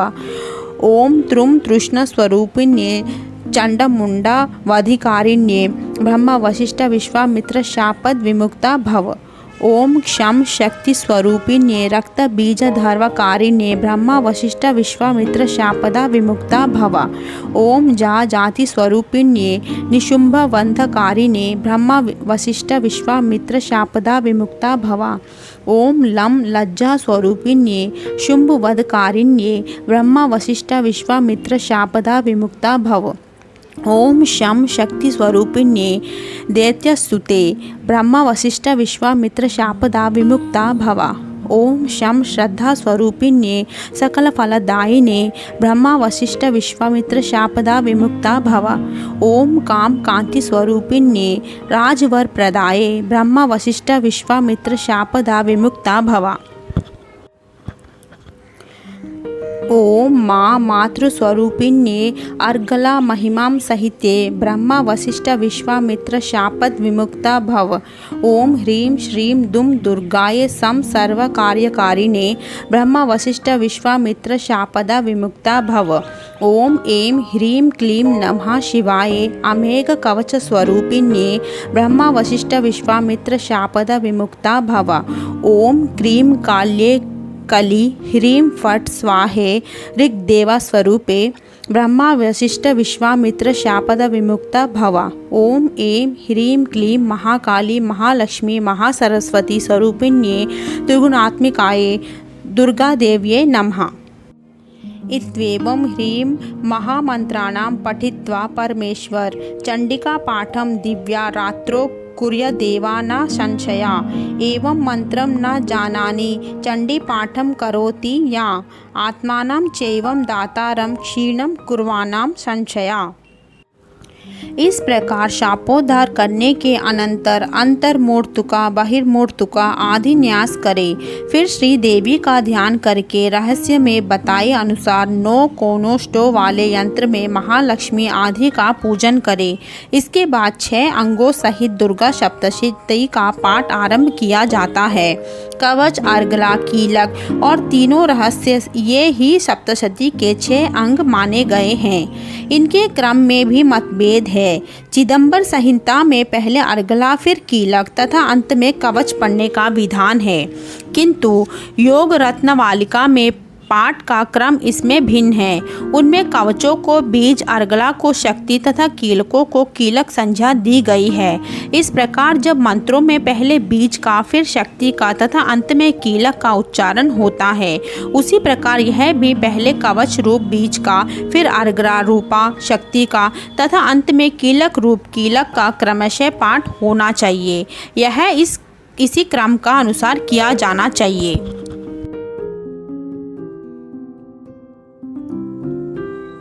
श्री दुर्गाये नमः। श्री दुर्गा सप्तशती। पहला अध्याय। मेधा ऋषि का राजा सूरत और समाधि को भगवती की महिमा बताते हुए मधु केटभ वध का प्रसंग सुनाना। विनियोग। ओम।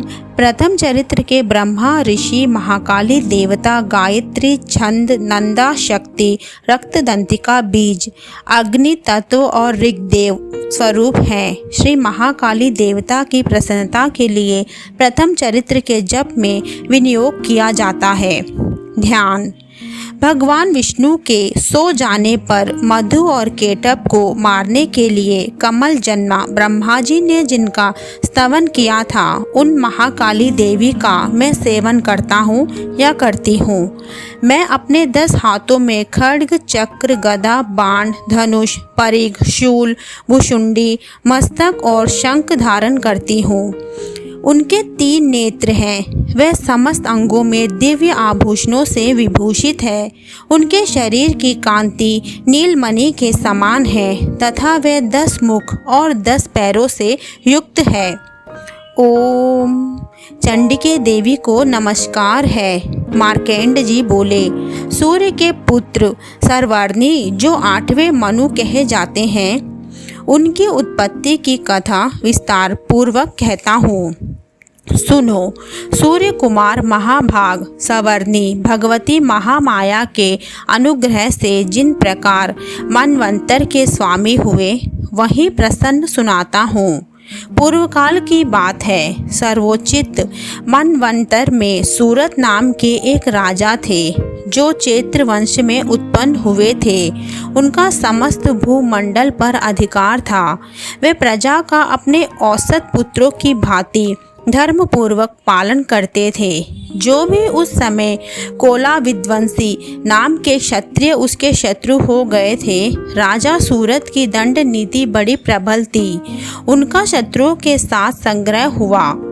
यद्यपि कोला विध्वंसी संख्याओं में कम थे, तो भी राजा सूरत युद्ध में उनसे परास्त हो गए।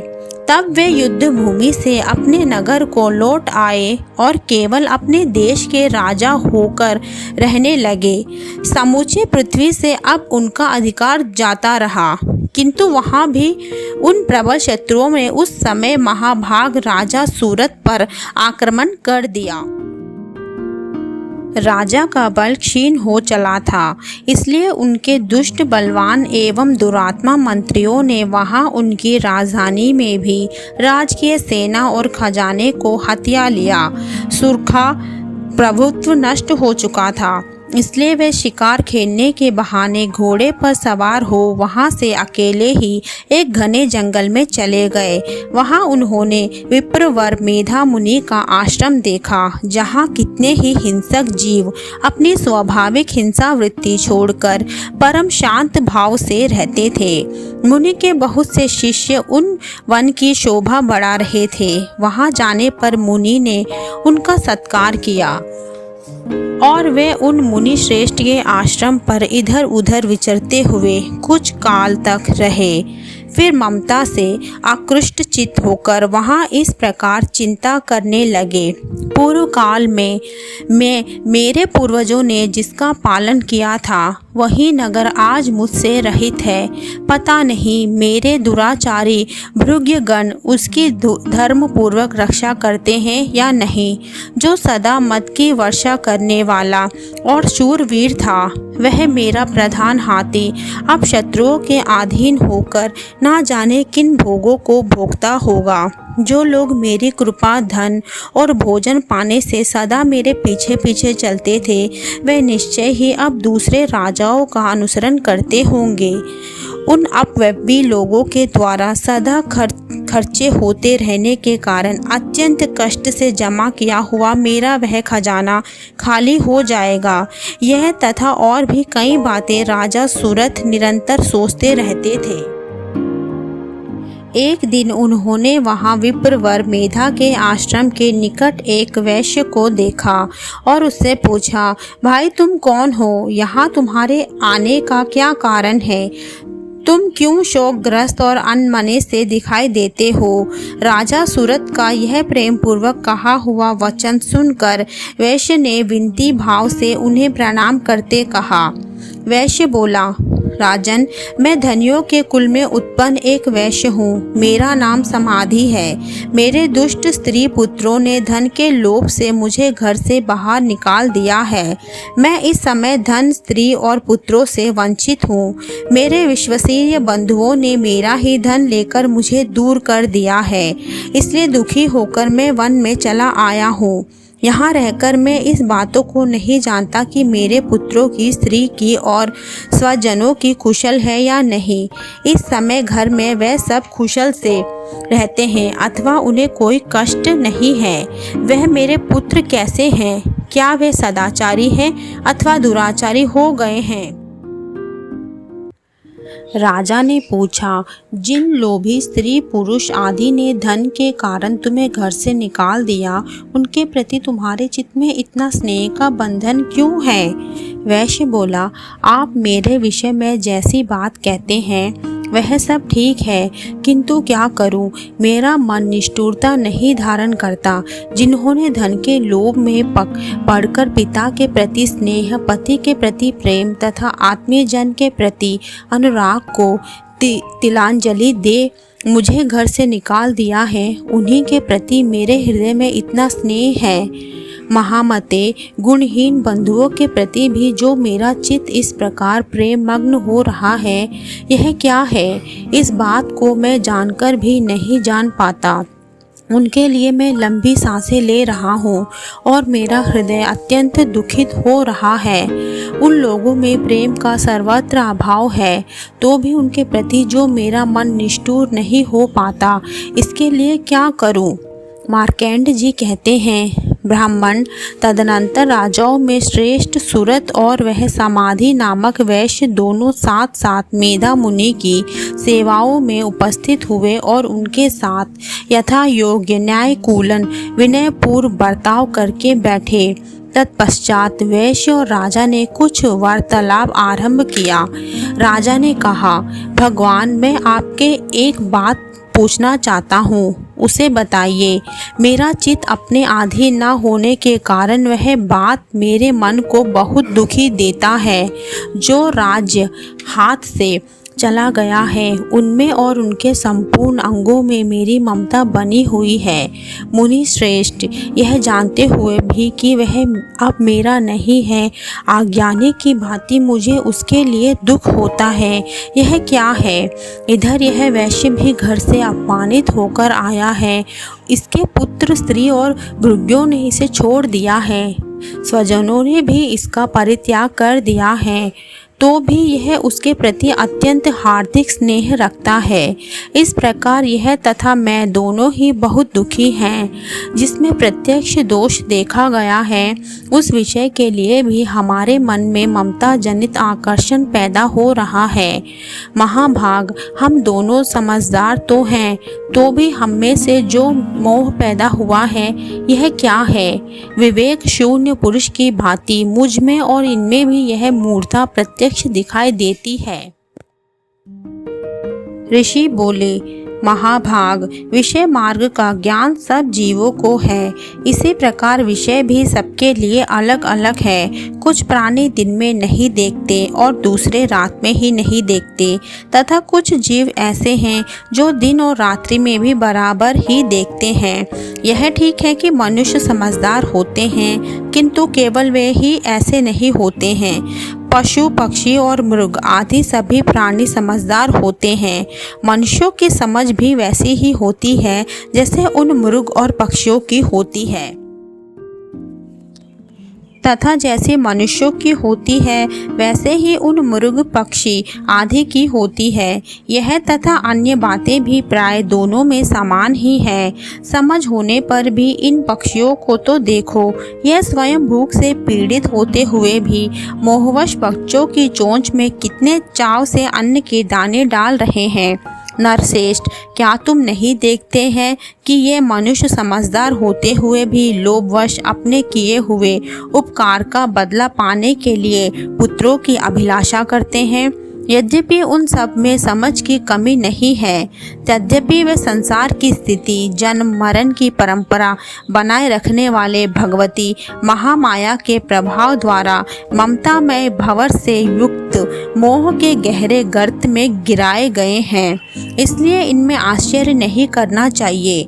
जगदीश्वर भगवान विष्णु की यौन निद्रा द्वारा जो भगवती महामाया है, उन्हीं से यह जगत मोहित हो रहा है। वह भगवती महामाया देवी ज्ञानियों के भी चित्त को बलपूर्वक खींचकर मोह में डाल देती है। वह ही इस संपूर्ण चराचर जगत की सृष्टि करती है, तथा वह ही प्रसन्न होने पर मनुष्यों को मुक्ति के लिए वरदान देती है। वह ही परा विद्या, संसार बंधन और मोक्ष की हेतुभूता सनातनी देवी तथा संपूर्ण ईश्वरों की भी आधीश्वरी है। राजा ने पूछा, भगवान, जिन्हें आप महामाया कहते हैं, वह देवी कौन है? ब्राह्मण, उनका अभिभर्व कैसे हुआ तथा उनके चरित्र कौन कौन से हैं? ब्रह्म वेदांतों में श्रेष्ठ महर्षि उन देविका का जैसा प्रभाव हो, जैसा स्वरूप हो और जिस प्रकार प्रादुर्भव हुआ हो, वह सब मैं आपके मुख से सुनना चाहता हूँ। ऋष्यादिन्यास। ब्रह्मा विष्णु रुद्र ऋषिभ्यो नमः। शिरसि गायत्रु विष्णुगणुच्छन्द छन्दम्भो नमः। मुखे महाकाली महालक्ष्मी महासरस्वती देव्यभ्यो नमः। हृदये हे बीजं नमः। गुहे ह्रीं शक्त्यै नमः। पादयो क्लीं कीलकाय नमः। नमो। ओम ऐं ह्रीं क्लीं चामुंडाय विच्चे। इस मूल मंत्र से हाथों की शुद्धि करके करन्यास करें। करन्यास में हाथ की विभिन्न अंगुलियों को हथेलियों और हल के पृष्ठभाग में मंत्रों का न्यास स्थापन किया जाता है।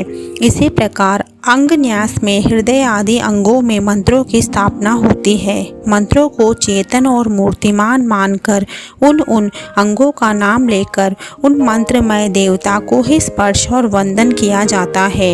ऐसा करने से पाठ या जप करने वाला स्वयं मंत्रमय होकर मंत्र देवताओं द्वारा सर्वथा सुरक्षित हो जाता है। उसके बाहर भीतर की शुद्धि होती है, दिव्य बल प्राप्त होता है और साधना निर्विघ्न पूर्ण होकर पूर्ण तथा परम लाभदायक होती है। कल्प के अंत में जब संपूर्ण जगत एकांत वन में निमग्न हो रहा था और सबके प्रभु भगवान विष्णु शेषनाग की शख्या बिछाकर योग निद्रा का आश्रय ले सो रहे थे, उस समय उनके कानों के मेल से दो भयंकर असुर उत्पन्न हुए जो मधु और केटप के नाम से विख्यात थे। वह दोनों ब्रह्मा जी का वध करने को तैयार हो गए। भगवान विष्णु के नाभि कमल में विराजमान प्रजापति ब्रह्मा जी ने जब उन दोनों भयानक असुरों को अपने पास आया और भगवान को सोया हुआ देखा, तब एकाग्रचित होकर उन्होंने भगवान विष्णु को जगाने के लिए उनके नेत्रों में निवास करने वाली योग निद्रा का स्तंभन आरंभ किया, जो इस विश्व की आधीश्वरी, जगत को धारण करने वाली, संसार का पालन और संहार करने वाली तथा तेजस स्वरूपा भगवान विष्णु की अनुपम शक्ति है। उन्हीं भगवती निद्रा देवी की भगवान ब्रह्मा स्तुति करने लगे। ब्रह्मा जी ने कहा, देवी तुम ही स्वाहा, तुम ही स्वधा और तुम ही वष्टाकर हो। स्वर भी तुम्हारे ही स्वरूप है। तुम ही जीवन दायिनी सुधा हो। नित्य अक्षर प्रणव में आकार, उकार, मकार इन तीनों मात्राओं के रूप में तुम ही स्थित हो तथा इन तीन मात्राओं के अतिरिक्त जो बिंदु रूपा नित्य अर्धमाला है, जिसका विशेष रूप से उच्चारण नहीं किया जा सकता, वह भी तुम ही हो। देवी तुम ही संध्या, सावित्री तथा परम जननी हो। देवी तुम ही इस विश्व ब्रह्मांड को धारण करती हो। तुमसे ही इस जगती की सृष्टि होती है, तुम ही से इसका पालन होता है और सदा तुम ही कल्प के अंत में सबको अपना ग्रास बना लेती हो। जगत जननी देवी, इस जगत की उत्पत्ति के समय तुम सृष्टि रूपा हो, पालन काल में स्थिति रूपा हो तथा कल्प काल के समय संहार रूपा धारण करने वाली हो। तुम ही महाविद्या, महामाया, महामेधा, महास्मृति, महामोह रूपा महादेवी और महासुरी हो। तुम ही तीनों गुणों को उत्पन्न करने वाली सबकी प्रकृति हो। भयंकर काल रात्रि, महारात्रि और मोह रात्रि भी तुम ही हो। तुम ही श्री, तुम ही ईश्वरी, तुम ही ह्री और तुम ही बोध स्वरूपा बुद्धि हो। लज्जा, पुष्टि, तुष्टि, शक्ति, क्षमा भी तुम ही हो। तुम खड्ग धारिणी, शूल धारिणी, घोर रूपा तथा गधा, चक्र, शंख और धनुष धारण करने वाली हो। बाण, भुशुंडी और परिग ये भी तुम्हारे अस्त्र हैं। तुम सौम्य और सौम्यांतर हो। इतना ही नहीं, जितने भी सौम्य एवं सुंदर पदार्थ हैं, उन सबकी अपेक्षा तुम अत्यंत सुंदर हो। पर और अपर, सबसे परे रहने वाले परमेश्वरी तुम ही हो। सर्वस्वरूपे देवी, कहीं भी सत असत रूप जो कुछ वस्तुएं हैं और उन सबकी जो शक्ति है, वह तुम ही हो। ऐसी अवस्था में तुम्हारी स्तुति क्या हो सकती है, जो इस जगत की सृष्टि, पालन और संहार करते हैं। उन भगवान को भी जब तुमने निद्रा के अधीन कर दिया है, तब तुम्हारी स्तुति करने में यहाँ कौन समर्थ हो सकता है। मुझको, भगवान शंकर को तथा भगवान विष्णु को भी तुमने ही शरीर धारण कराया है, अतः तुम्हारी स्तुति करने की शक्ति किसमें है। देवी तुम तो अपने इन उदार भावों में से ही प्रशंसक हो। ये दोनों दुर्भाग्य असुर मधु और कैटभ हैं, इनको मोह में डाल दो और जगदीश्वर भगवान विष्णु को शीघ्र ही जगा दो। साथ ही इनके भीतर इन दोनों महान असुरों को मार डालने की बुद्धि उत्पन्न करो।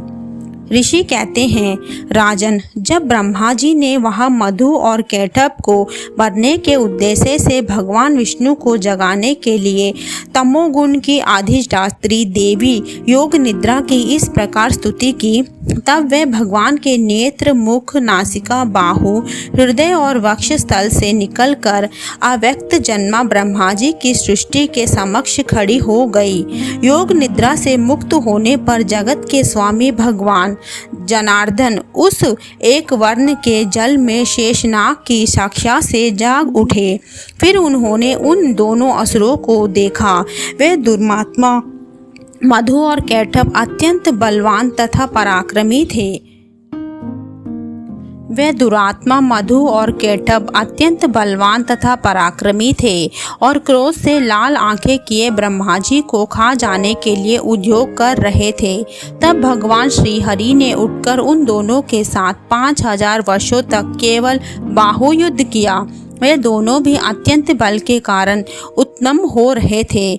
इधर महामाया ने भी उन्हें मोह में डाल रखा था, इसलिए वे भगवान विष्णु से कहने लगे, हम तुम्हारी वीरता से संतुष्ट हैं, तुम हम लोगों से कोई वर मांगो।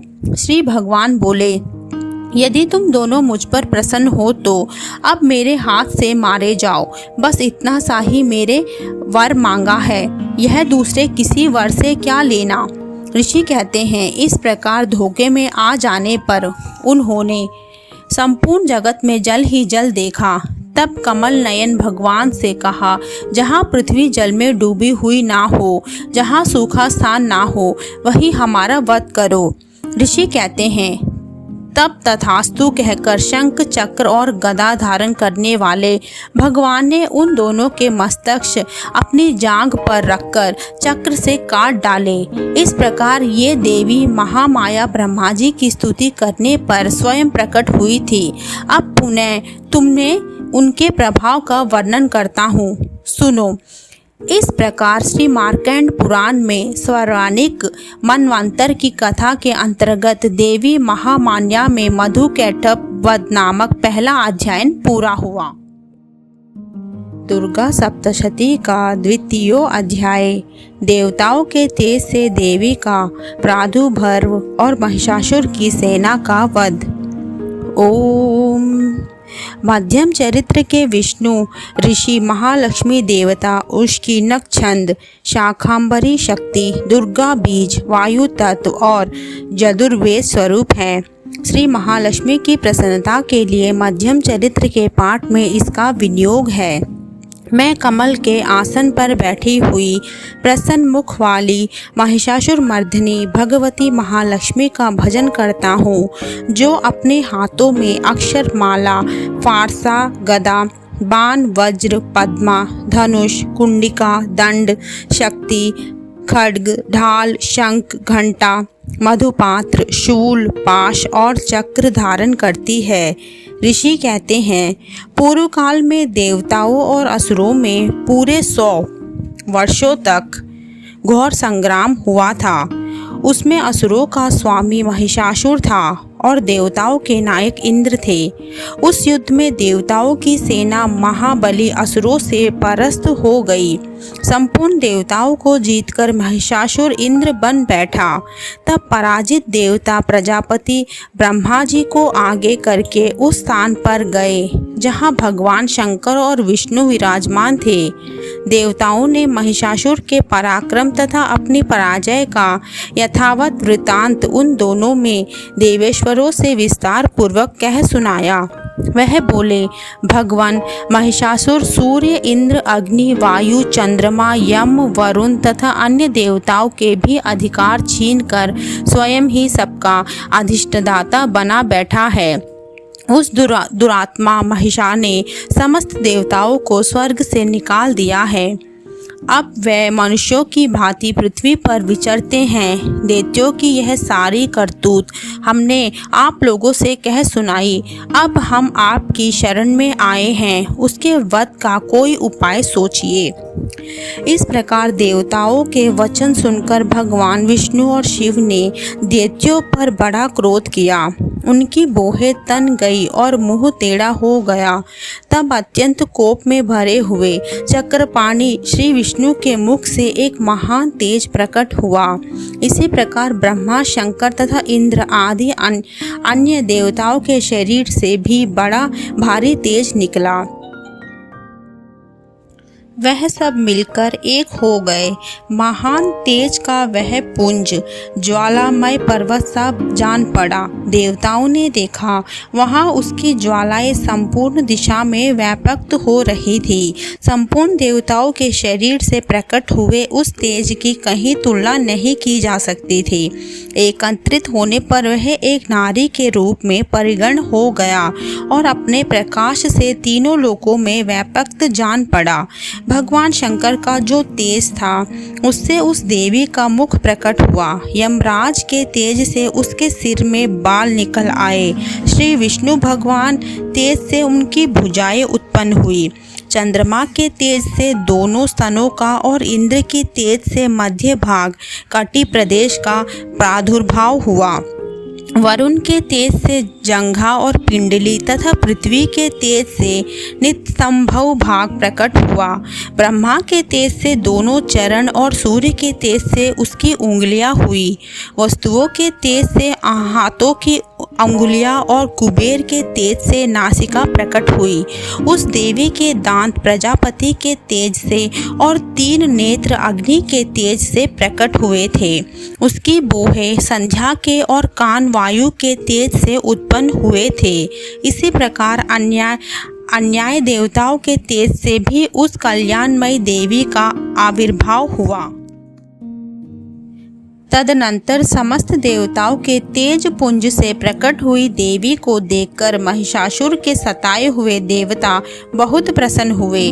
पिनाकधारी भगवान शंकर ने अपने शूल से एक शूल निकालकर उन्हें दिया। फिर भगवान विष्णु ने भी अपने चक्र से चक्र उत्पन्न करके भगवती को अर्पण किया। वरुण ने भी शंख भेंट किया। अग्नि ने उन्हें शक्ति दी और वायु ने धनुष तथा बाण से भरे हुए 2 तस्कर प्रदान किए। सहस्त्र नेत्रों वाले देवराज इंद्र ने अपने वज्र से वज्र उत्पन्न करके दिया और ऐरावत हाथी से उतार कर 1 घंटा भी प्रदान किया। यमराज ने काल दंड से दंड, वरुण ने पाश, प्रजापति ने स्फटिकाक्ष की माला तथा ब्रह्मा जी ने कमलकंडू भेंट किया। सूर्य ने देवताओं के समस्त रोमकूपों में अपनी किरणों का तेज भर दिया। काल ने उन्हें चमकती हुई ढाल और तलवार दी। क्षीर समुद्र ने उज्जवल हार तथा कभी जीर्ण न होने वाले 2 दिव्य वस्त्र भेंट किए। साथ ही उन्होंने दिव्य चूड़ामणि, 2 कुंडल, कड़े, उज्ज्वल अर्धचंद्र, सब बाहुओं के लिए केयूर, दोनों चरणों के लिए निर्मल नूपुर, गले की सुंदर हसली और सब अंगुलियों में पहनने के लिए रत्नों की बनी अंगूठियां भी दी। विश्वकर्मा ने उन्हें अत्यंत निर्मल फारसा भेंट किया। साथ ही अनेक प्रकार के अस्त्र और आमेघ कवच दिए। इनके सिवा मस्तक और वक्षस्थल पर धारण करने के लिए कभी न कुम्हल लाने वाले कमलों की मालाएं दी। जल्दी ने उन्हें सुंदर कमला का फूल भेंट किया। हिमालय ने सवारी के लिए सिंह तथा भांति भांति के रत्न समर्पित किए।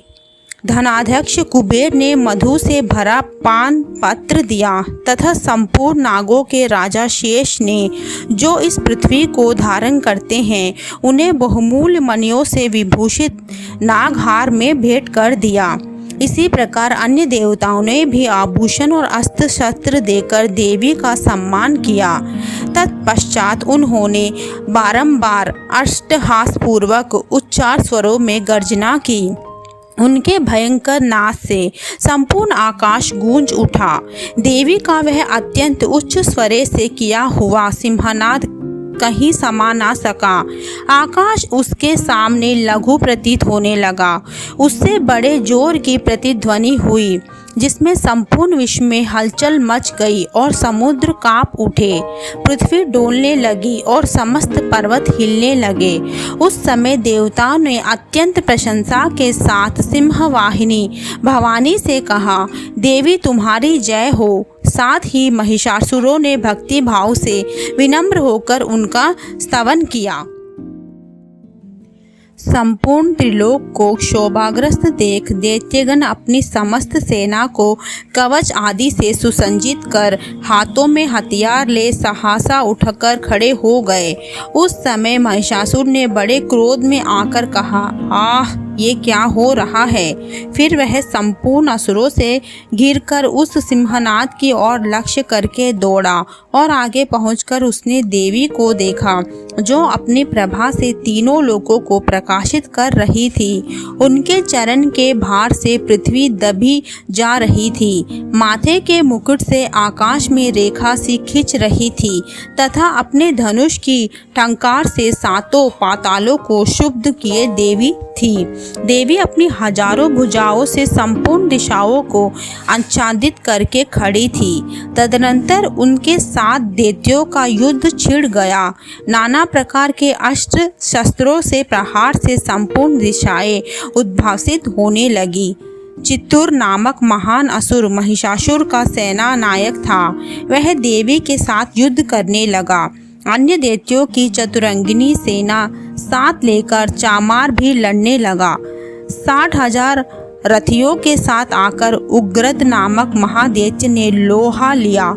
1 करोड़ रथियों को साथ लेकर महाहनु नामक दैत्य युद्ध करने लगा, जिसके रोए तलवार के समान तीखे थे। वह अतिलोमा नाम का महादैत्य 5 करोड़ रथी सैनिकों सहित युद्ध में आ डटा। 60 लाख रथियों से गिरा हुआ बाशंकल नामक दैत्य भी उस युद्ध भूमि में लड़ने लगा। परिवारित नामक राक्षस हाथी सवार और घुड़सवारों के अनेक दलों तथा 1 करोड़ रथियों की सेना लेकर युद्ध करने लगा। बिडाल नामक दैत्य 5 अरब रथियों से गिरकर लोहा लेने लगा। इनके अतिरिक्त और भी हजारों महादैत्य रथ, हाथी और घोड़े की सेना साथ लेकर वहां देवी के साथ युद्ध करने लगे। स्वयं महिषासुर उस रणभूमि में कोटि-कोटि सहस्त्र रथ, हाथी और घोड़े की सेना से घिरा हुआ खड़ा था। वह दैत्य देवी के साथ तोमर, भिदिमपाल, शक्ति, मूसल, खड्ग, परशु और पट्टिश आदि हस्त्र शस्त्रों का प्रहार करते हुए युद्ध कर रहे थे। कुछ दैत्यों ने उन पर शक्ति का प्रहार किया, कुछ लोगों ने पाश फेंके तथा कुछ दूसरे दैत्यों ने खड्ग प्रहार करके देवी को मार डालने का उद्योग लिया। देवी ने भी क्रोध में भरकर खेल खेल में ही अपने अस्त्र और शस्त्रों की वर्षा करके दैत्यों के वे समस्त अस्त्र शस्त्र काट डाले। उनके मुख पर परिश्रम या थकावट का रच मात्र भी चिन्ह नहीं था। देवता और ऋषि उनकी स्तुति करते रहे और वे भगवती परमेश्वरी दैत्यों के शरीरों पर अस्त्र और शस्त्रों की वर्षा करती रही। देवी का वाहन सिंह भी क्रोध में भरकर गर्दन के बालों को हिलाता हुआ असुरों की सेना में इस प्रकार विचरने लगा मानो वनों में दावानल फैल रहा हो। रणभूमियों में दैत्यों के साथ युद्ध करती हुई अंबिका देवी ने जितने निश्वास छोड़े वे सभी तत्काल सैकड़ों हजारों गणों के रूप में प्रकट हो गए और परशु, बिंदीपाल, खड्ग तथा पाडिश आदि अस्त्रों द्वारा असुरों का सामना करने लगे। देविका की शक्ति बढ़े हुए वे गण असुरों का नाश करते हुए नगाड़ा और शंख आदि बजाने लगे। तदनंतर देवी ने त्रिशूल से, गदे से, शक्ति की वर्षा से और खड्ग आदि से सैकड़ों महादैत्यों का संहार कर डाला। कितनों को घंटे के भयंकर नाद से मूर्छित करके मार गिराया। बहुतरे देवताओं पाश से बांधकर धरती पर घसीटा। कितने ही दैत्य उनकी तीखी तलवार की मार से दो दो टुकड़े हो गए। कितने ही गदा की चोट से घायल हो धरती पर सो गए। कितने ही मूसल की मार से अत्यंत आहत होकर रथ वामन करने लगे। कुछ दैत्य शूल से छाती फट जाने के कारण पृथ्वी पर ढेर हो गए। उस रंग में बाण महिषासुर की वृष्टि से कितने ही असुरों की कमर टूट गई। बाज की तरह झपटने वाले देवी पिंडक दैत्यगण अपने प्राणों से हाथ धोने लगे। किन्हीं की बाहें छिन्न भिन्न हो गई, किन्हों की गर्दनें कट गई। कितने ही दैत्यों के मस्तक कट कट कर गिरने लगे। कुछ लोगों के शरीर मध्य भाग में ही विदीर्ण हो गए। कितने ही महादैत्य झागे कट जाने से पृथ्वी पर गिर पड़े। कितनों को ही देवी ने एक बाह और एक पैर और एक नेत्र वाले करके दो टुकड़ों में चीर डाला। कितने ही दैत्य मस्तिष्क कट जाने पर भी गिरकर फिर उठ जाते और केवल धड़ के ही रूप में अच्छे अच्छे हथियार हाथ में ले देवी के साथ युद्ध करने लगते थे। दूसरे कदम युद्ध के बाजों की लय पर नाचते थे। कितने ही बिना सिर के धड़ हाथों में खड्ग शक्ति और दृष्टि लिए दौड़ते थे तथा दूसरे महादैत्य ठहरो ठहरो ये कहते हुए देवी को युद्ध के लिए ललकारते थे। जहाँ वह घोर संग्राम हुआ था वहाँ की धरती देवी के गिराए हुए रथ, हाथी, घोड़े और असुरों की लाशों से ऐसी पट गई थी कि वहाँ चलना फिरना असंभव हो गया था। दैत्यों की सेनाओं में हाथी, घोड़े और असुरों के शरीर से इतनी अधिक मात्रा में रक्तपात हुआ था कि थोड़े ही देर में वहाँ खून की बड़ी बड़ी नदियाँ बहने लगी। जगदम्बे ने असुरों की विशाल सेना को क्षण भर में नष्ट कर दिया, ठीक उसी तरह जैसे ऋण और काट के भारी ढेरों को आग कुछ ही क्षणों में भस्म कर देती है। और वह सिंह भी गर्दन के बालों को हिला हिलाकर जोर जोर से गर्जना करता हुआ दैत्यों के शरीर से मानो उसके प्राण छूने लेता था। वहाँ देवी के गणों ने भी उन महादैत्यों के साथ ऐसा युद्ध किया जिससे आकाश में खड़े हुए देवतागण उन पर बहुत संतुष्ट हुए और फूल बरसाने लगे। इस प्रकार श्री मार्कंड पुराण में सर्वनिक मनन्वंतर की कथा के अंतर्गत देवी महात्म्य में महिषासुर की सेना का वध नामक दूसरा अध्याय पूरा हुआ।